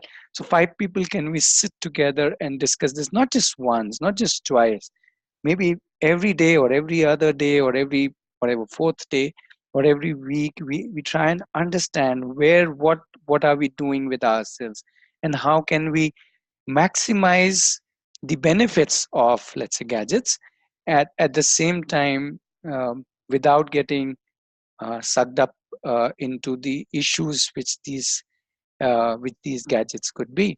So what I'm trying to say is that it has to be co-looked at or co-solved or co-understood. There has to be this togetherness in it. When we do this together, over a period of time, discussions over a period of time, um, then there can be an understanding with the child, and the child can also understand the parents, and then the child can work out his solutions, and the grandparents can work out their solutions, and you can work out your solution, and so on and so forth. And not that if we came up with a solution, not that the child has to be living up to that solution, not that I live up to all the solutions. I promise my doctor, whatever, 1 hour of exercise every day. I don't do that. Right? We don't talk about that. We are only talking about gadgets as a problem. So I'm just saying any problem that happens in unschooling or homeschooling or open learning is a good news, is a news to help us sit back and say, hey, any issue, any problem in our life, how do we look at it? How do we solve it? How do we relate to each other? How do we see our life with respect to not just gadgets, with, let's say, with respect to physical exercise, with respect to food, with respect to how we talk, what we learn, and so on. I mean, there's so many facets of our life, and I would say each one of them is a beautiful topic, is a beautiful area where we can all uh, go through in this journey, kind of talk about, create, try, experiment, fail, learn, and so on. There's so much of um, my life skills that I can learn as a child by being able to see how I can use my gadget or not use my gadget. Right? So I see that. I don't see that as a problem. I see that as a huge learning um, and understanding how I understand myself, how I understand addiction, and so on. And for all we know, we are already in an era where our next generation would be totally beyond our comprehension in terms of gadgets and so on. So if we are already fuddy-duddy, we are totally out of sync, out of this thing. Our kids have to lead the way, and hence, instead of controlling, can we bring in understanding? And the first person to understand is not the child, is for me to understand. In fact, most of the adults I see have been totally sucked up by, let's say, WhatsApp or Facebook or whatever. Right? It's like a tsunami which they haven't been able to take hold of themselves. So I think it's a beautiful opportunity for us adults to learn and so on. So that's one big thing I'm looking at it, and I'm saying I'm generalizing it away from just gadgets into anything. I would say physical workouts is the first analogy a similar example that comes to my mind. I'll talk to grandparents. What about your walk in the morning? What about your walk in the evening? What about your yoga? What about us as parents? Are we doing enough physical? So why are we only worried about gadgets? Why are we not worried about this and our lives first? And then we seek the children's help in helping us in understanding, and even a 3-year-old can do that. So let's look at it. Let's see if we want to look at it as a together journey. The second point that I want to make is uh, if you think it's an addiction, if you think it's at par with smoking, somebody said that in the chat window, then please throw it out. As simple as that. What are you holding on to? Why are you holding on to something which you think is super detrimental to your child? Collect all the gadgets and lock them up, and say only when I come back from work are the gadgets available to all of us. But ensure that you do that for yourself also. Or you say, whichever way, it has to be fair to everybody. uh, uh, in terms of entertainment, I'm saying, and then see how you can. So if you need to take an extreme step, please take an extreme step, whether your child is going to school or not, irrespective of that. I've seen parents not able to take that extreme step, but why not? If your child is tomorrow drinking, and that drinking is making the child lose his, let's say, life, I'm sure you will step in and do something about it.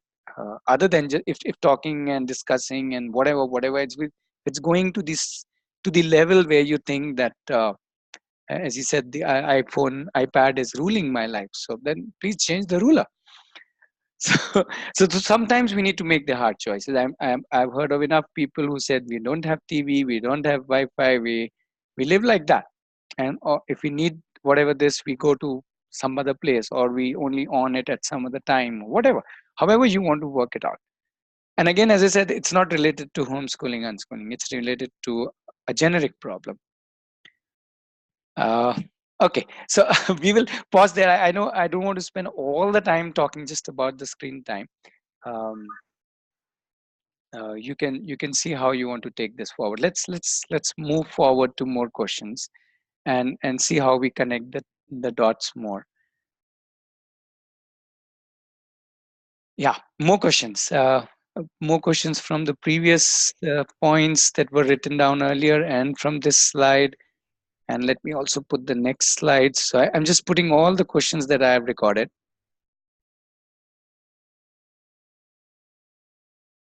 So just go through the screen and see if there are any of these questions that you would like us to talk about.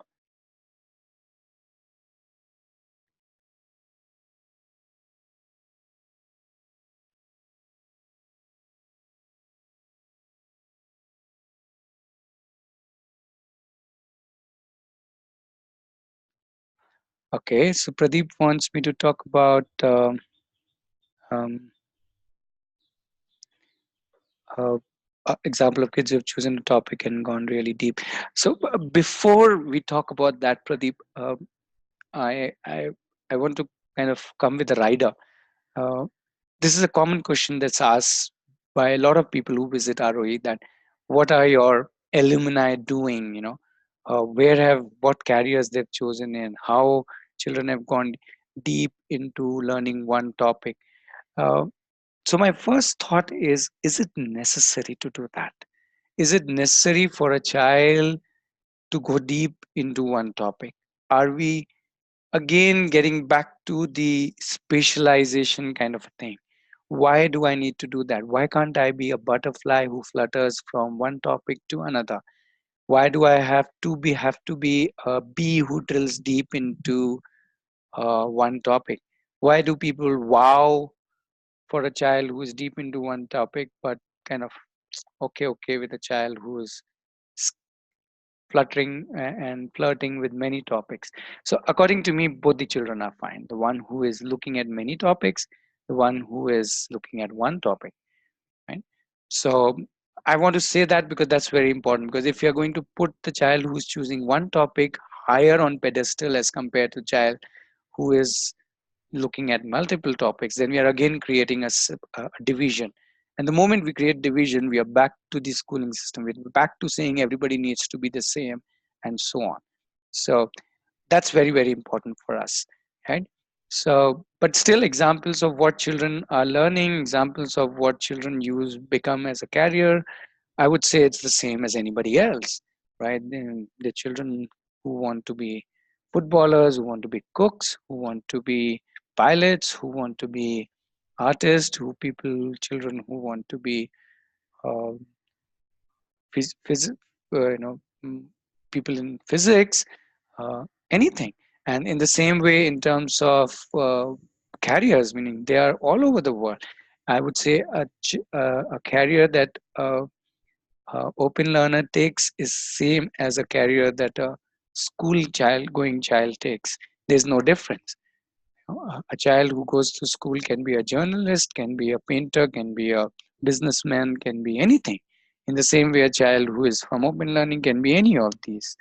Uh, there is no real reason to say that they turn out any different. Please realize the whole idea is not to make them different individuals or special individuals.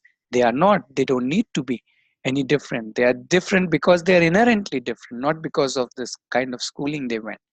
The whole idea of open learning or home learning is not to make them into a different species, but to gift them the first 20-25 years of their life as they want to live, not as somebody else wants to live. Right. So, Pradeep, in a way, isn't that to me the first thing that we need to unlearn is to let go of a lot of things, and you have to question everything. Uh, you can be letting the child question you. In most of the cases, the child is ready to question a lot of things, but we are not ready to accept it. So, if you're saying, um, what should the parents unlearn? I will say, ask your child. The child will tell you what all to unlearn. He will tell you, don't be bothered by this. Don't be so worried about mathematics. Don't be worried about if I use an abusive word once in a while. Don't be worried about if I am I'm doing this and doing that, and so on. So the child can lead you even in your journey of unlearning. Okay. And together, you, your child, other child, siblings, other people in the family, all together needs to work on or discuss and co-create ways and pathways for all the anxieties that you have. Isn't that beautiful? If I brush out your anxiety, then you'll be back to me with another anxiety, right, Pradeep? So I shouldn't be the one taking care of anxiety. In fact, I should add more to your anxiety. Your your your little beautiful community, your family, which is your family, should be the one taking care of all the anxieties. Not taking care in the sense of clearing up the anxieties, but exploring the anxiety. And anxiety is a way to, is an indicator, is a symptom to understand ourselves, understand where are we coming from. Um, and where are our children, and where is the grandparents, and then you include neighbors, and then you include fellow homeschoolers, and obviously you can include us. So we are all together in that discussion, right? So please bring up as many discussions, and we can have as many discussions, but don't start with that, oh, somebody can answer to my anxiety. I would say the best person to answer your anxiety is your whatever ecosystem or your family.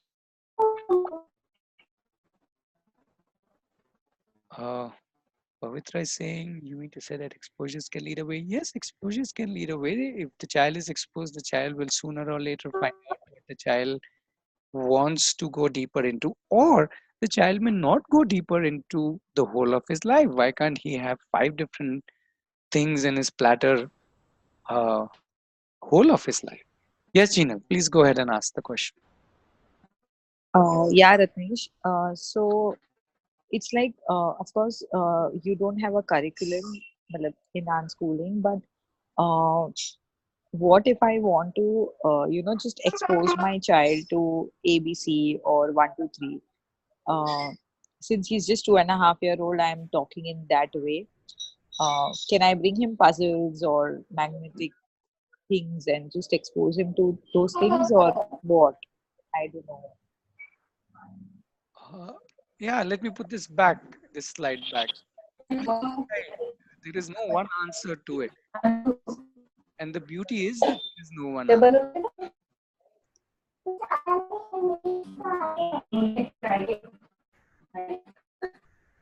If there was one answer, that would be a problem. Am I with you? If there was one way of the child teaching, or you teaching, or the child learning one thing, then that would be a problem. Because whatever you can think of, whatever's coming to your mind, whatever you want to, whatever you hear, whatever you get to know, whatever the child wants, however you want to do it. Please don't. The only thing you need to think is that there is no one right way to learn something. And whatever resources you want to, whether you want to bring something magnetic, non-magnetic, it doesn't matter.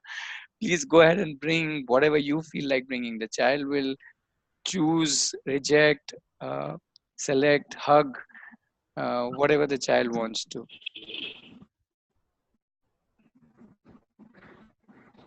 And if somebody comes to you, this is the right way to do it. Actually, there's a lot of disturbance. I can't hear. I'm trying to. Just one moment.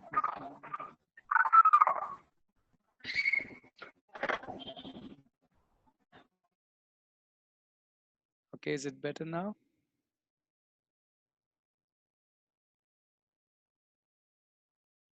Yeah, yeah. Yeah. So, what my basic question was, can I expose him to these letters and numbers and things like that? Is that binding him to a curriculum, or is it just exposure, giving exposure, and then he rejects or accepts it? That's his choice. Right. So just like you're saying that's his choice, I'll say that's your choice. Whatever you wanted to expose him, you decide. Okay. And that's what I'm saying. It's all the options are all available to you. And if you feel like exposing him to something, please go ahead. the key thought to me is keep questioning. Is this the only way? What else do I want to do? Is this helping? Not helping? What are the other things? Just because everybody is doing it, am I doing it? Is there just because this is available in the shop? Is that the reason I'm doing it? Where else does this happen? And so on. I think there are million resources to learn in it. Okay.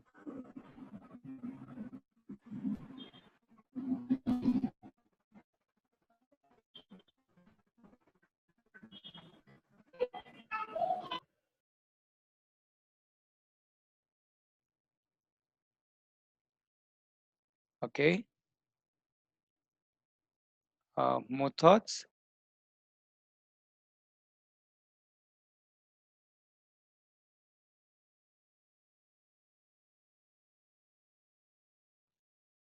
Uh, Hello.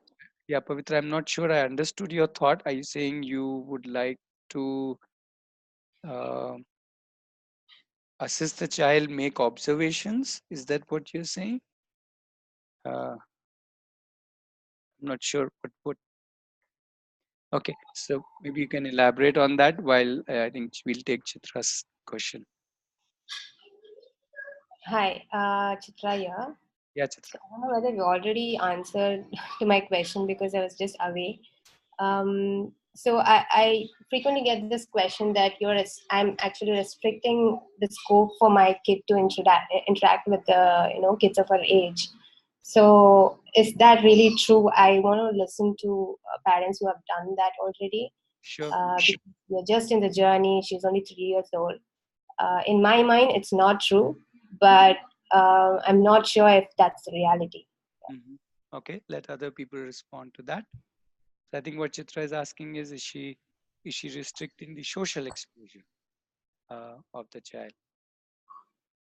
So that's the point number 3. Is the social exposure enough?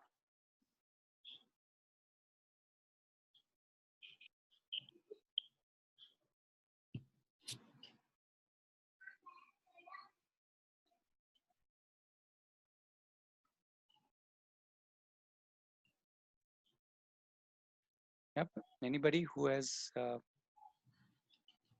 been unschooling their child, or how do they look at the thought about the social exposure?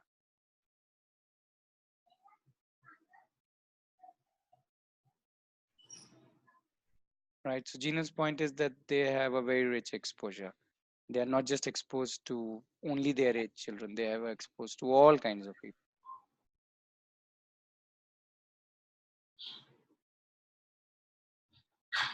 I think that itself is a big enough point. That why are we only talking about social exposure to same age children? In fact, where in life other than school do you put same age people in one room for even few amount of time, little amount of time, right? Yeah. You don't have children in your home of same age, you don't in workplaces, even if you attend, let's say, a workshop or a course, even if you run a marathon, wherever you go. Yeah, it's true. I That's what I said. In my mind, it's really makes sense because I have seen in my own office where the new age millennials or whatever Gen Z, they are unable to adapt to diverse setup. They feel that they are missing out of people of their own age. So that's very true. But also, when I look back in my childhood days, I used to have a lot of friends, or we share a lot of things during the school. So there's also the fun element of that. So are we curbing that part of it? I don't know. I'm just, yeah. Right. So, with respect to that, there are two thoughts. One is typically uh, when you look back at your school, what you're talking in general about that you had a great time with a lot of friends, which is true.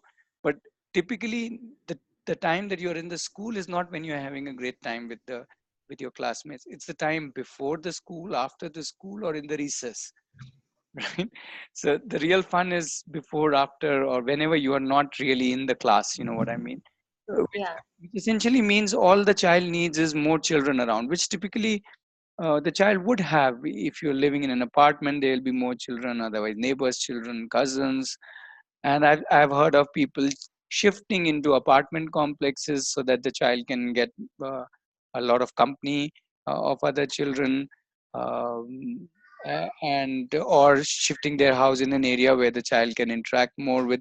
This is when the child is demanding, showing that I want to be more with my children, or wanting that. So it really depends on your situation and how you can now see where your child is, what is your child wanting. And if you feel that that is where that's the kind of exposure the child needs of children, and not necessarily of the same age, but let's say plus minus 10 years above, 10 years lower kind of thing, uh, then you just need to find a way that the child has access to those children. Not necessarily just because the child has access, the child should go and play with them. Then the child will decide whether I actually want to go and play with them, or I don't want to, I just want to stay with you or my grandparent or just by myself. I think that's a choice she has. So um, if you want, you can create these options.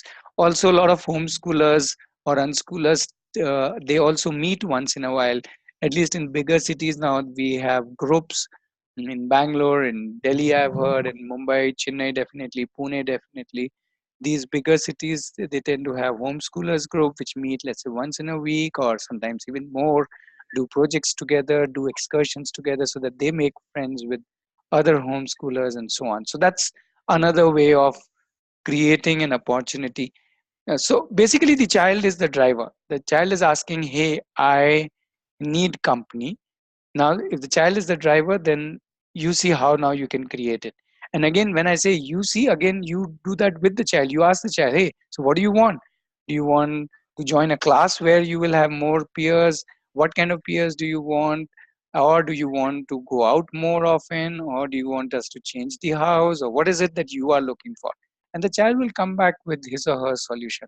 And it's not that the child needs many people. Maybe one good friend is good enough. Maybe a small group is good enough. It depends from child to child. Yeah, agree.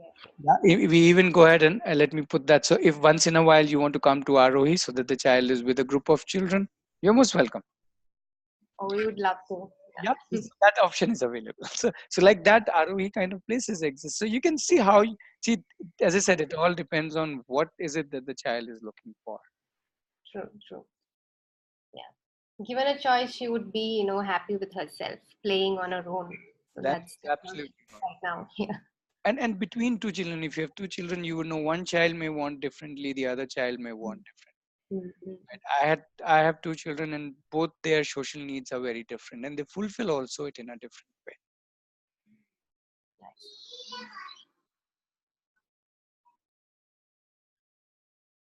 Right. So I'm also realizing we are kind of little beyond 1 o'clock. It's almost 1:10, I guess. So right. So we can still answer question. I can still be around for some time if people want to ask me question. But if people want to log out also, you can do that. If you have more questions, we can answer a few more questions now. And obviously, as it's there on the slide also, if you need any help, if you need to ask more questions, you can email, call. If you need help, you can email or call. You may even want to attend our program. We have an online program called Jagriti, which is a kind of the unlearning you were talking about. So that takes you through a journey of unlearning, which is why it is called Jagriti, to wake up, to see other perspectives. So if you want, you can be part of that. The next batch is in June. And also you can join a lot of local groups, or join social group. WhatsApp has groups, Facebook has groups. I'm not part of those, but I'm there. I know that many such groups exist. So right. So as far as I think, we've spent good 2 hours or slightly more than 2 hours. So we're kind of good to pause here. As I said, I am still around for 5-10 minutes if anybody wants to ask me a question today. But if you want to say, okay, that's enough for today, let's let me sync all of this, uh, and uh, and come back to it. Okay. Shunanda saying, what if the child wants to go to school? So put him in the school. What I'm saying is, again, you decide. If the child says, I want to go to school, well, send him to a school. School isn't such a bad place. And then you can give him option after few weeks, few months, few years. If the child wants to continue in schools, why not? So we are not against school in any which way. We're just saying, let it be a choice. If you and the child. So again, I'll start with a series of discussions. What is attracting the child, and then see where it leads to. Peer pressure is good, isn't that? It's neither good or bad as anything else. Media exposure, peer exposure, family exposure, exposure to different cultures. All of these are neither good nor bad. They're just exposures.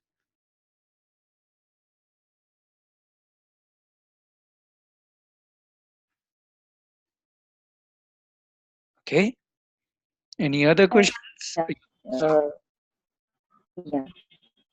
Can am I audible? Yeah, your voice is little cracking, but we can. Hello. Yeah, Yeah. Okay.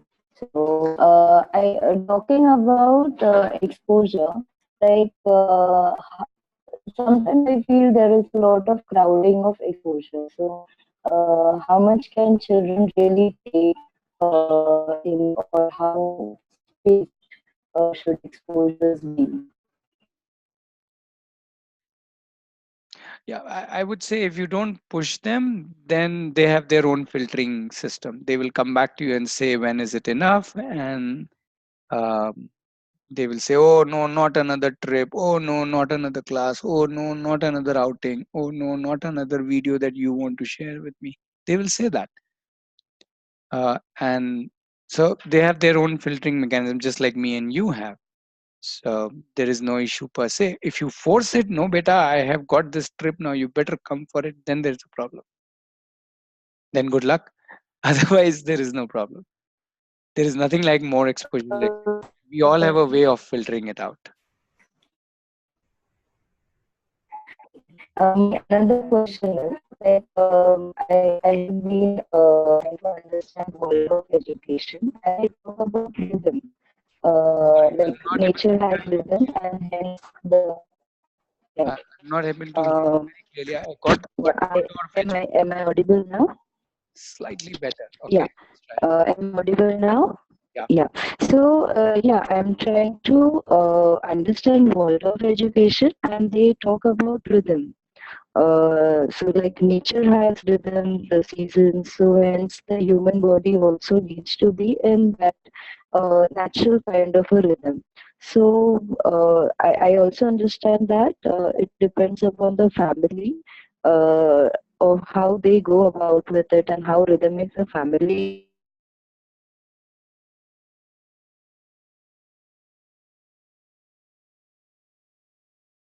We kind of lost your voice. Um, so what I heard was you were thought that the world of education talks about rhythm, and how do we kind of respond to that? Is that what it is? Maybe you can. Your voice is not clear. Maybe you can respond through chat. You can say if I've got your thought right.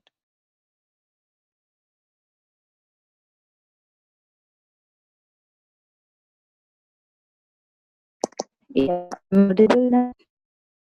Yeah, no, on the voice is not working. Hello. Not able to hear you. Can you use the chat? Okay. Okay, I'm trying to figure it out. I'm very bad with technology. Uh, I'm not able to figure out what you're saying. Sorry, it's kind of breaking, crackling, okay. or becoming metallic.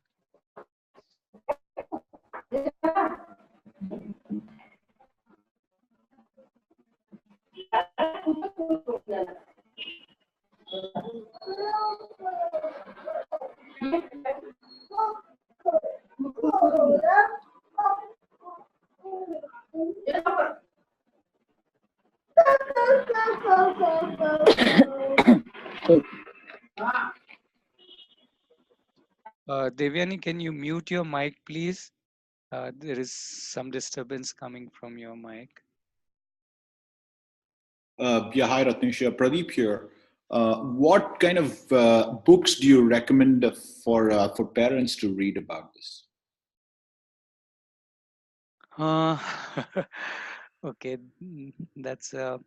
I'll try and share a list, though there isn't really one book or one set of books or one set of authors that I would recommend.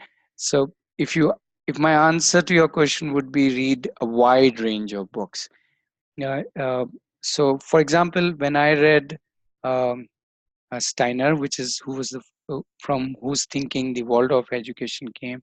Then I read Maria Montessori. Then I read Krishnamurti. Then I read Aurobindo. Then I read, let's say, Piaget or Lev Vygotsky. Or I'm just throwing names, not to impress you. Hope you're impressed.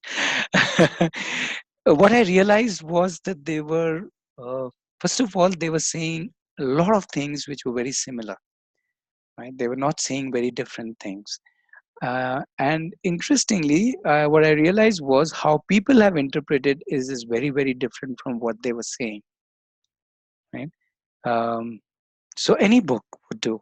Right? Somebody's saying Jonathan Livingston Seagull. Yes, why not? So it need not be a book as in a book about children or education. It can be a novel, um, and so on. So um, it really is a very, very open.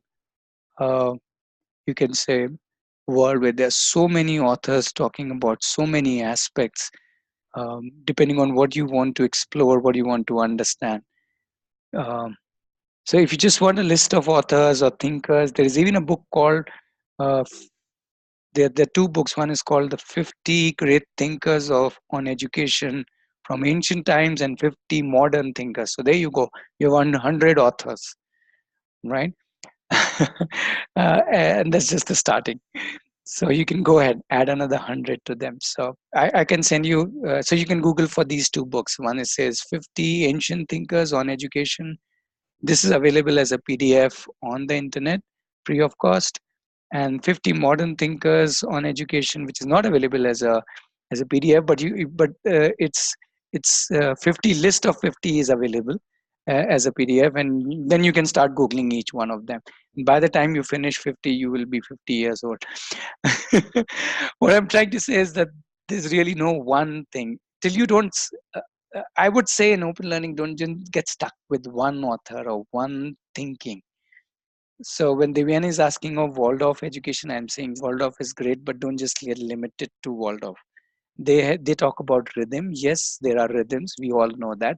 But we also know that each plant has a different rhythm, much like each one of us has a different rhythm. The moment somebody says everybody has the same rhythm, then I have my own doubt. And everybody has to respond to the rhythm in the same ways. And hence I will control everything with respect to that rhythm. I don't think that's what Steiner was talking about. He did understand the rhythm just like me and you understand the rhythm. He did observe the children. You observe your child and then respond to that. And uh, so that's where I think we need to look at it in that way. Um, okay, Avinandan is saying.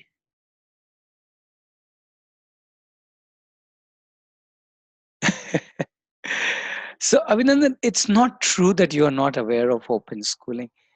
In fact, if you look at it, um, zero to let's assume right now that you put a typical parent would put their child in preschool, let's say 4 years.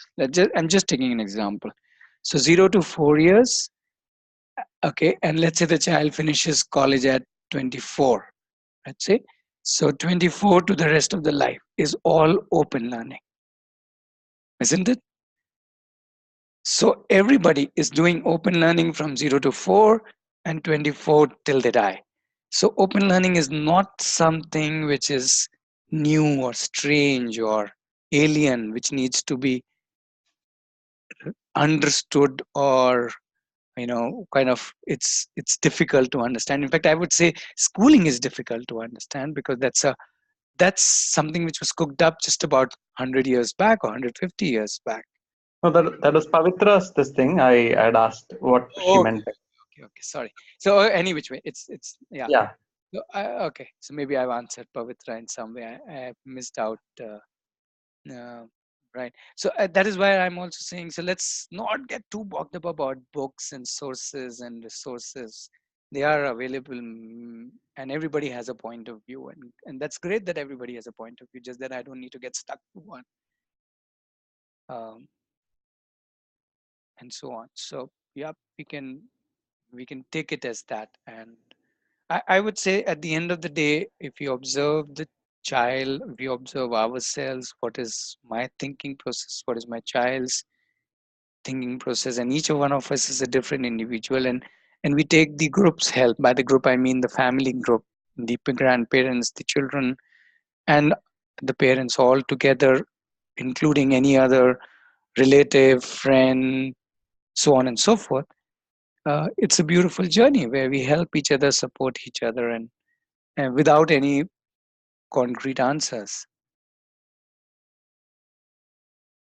In fact, if we start thinking that just because I am unschooling, I am holier than thou, and I know better, and I know better than my neighbor who is into homeschooling, I know better than anybody else, then that would be a huge problem. Or I know better than my grandparents, they're talking about schooling, I'm talking about unschooling.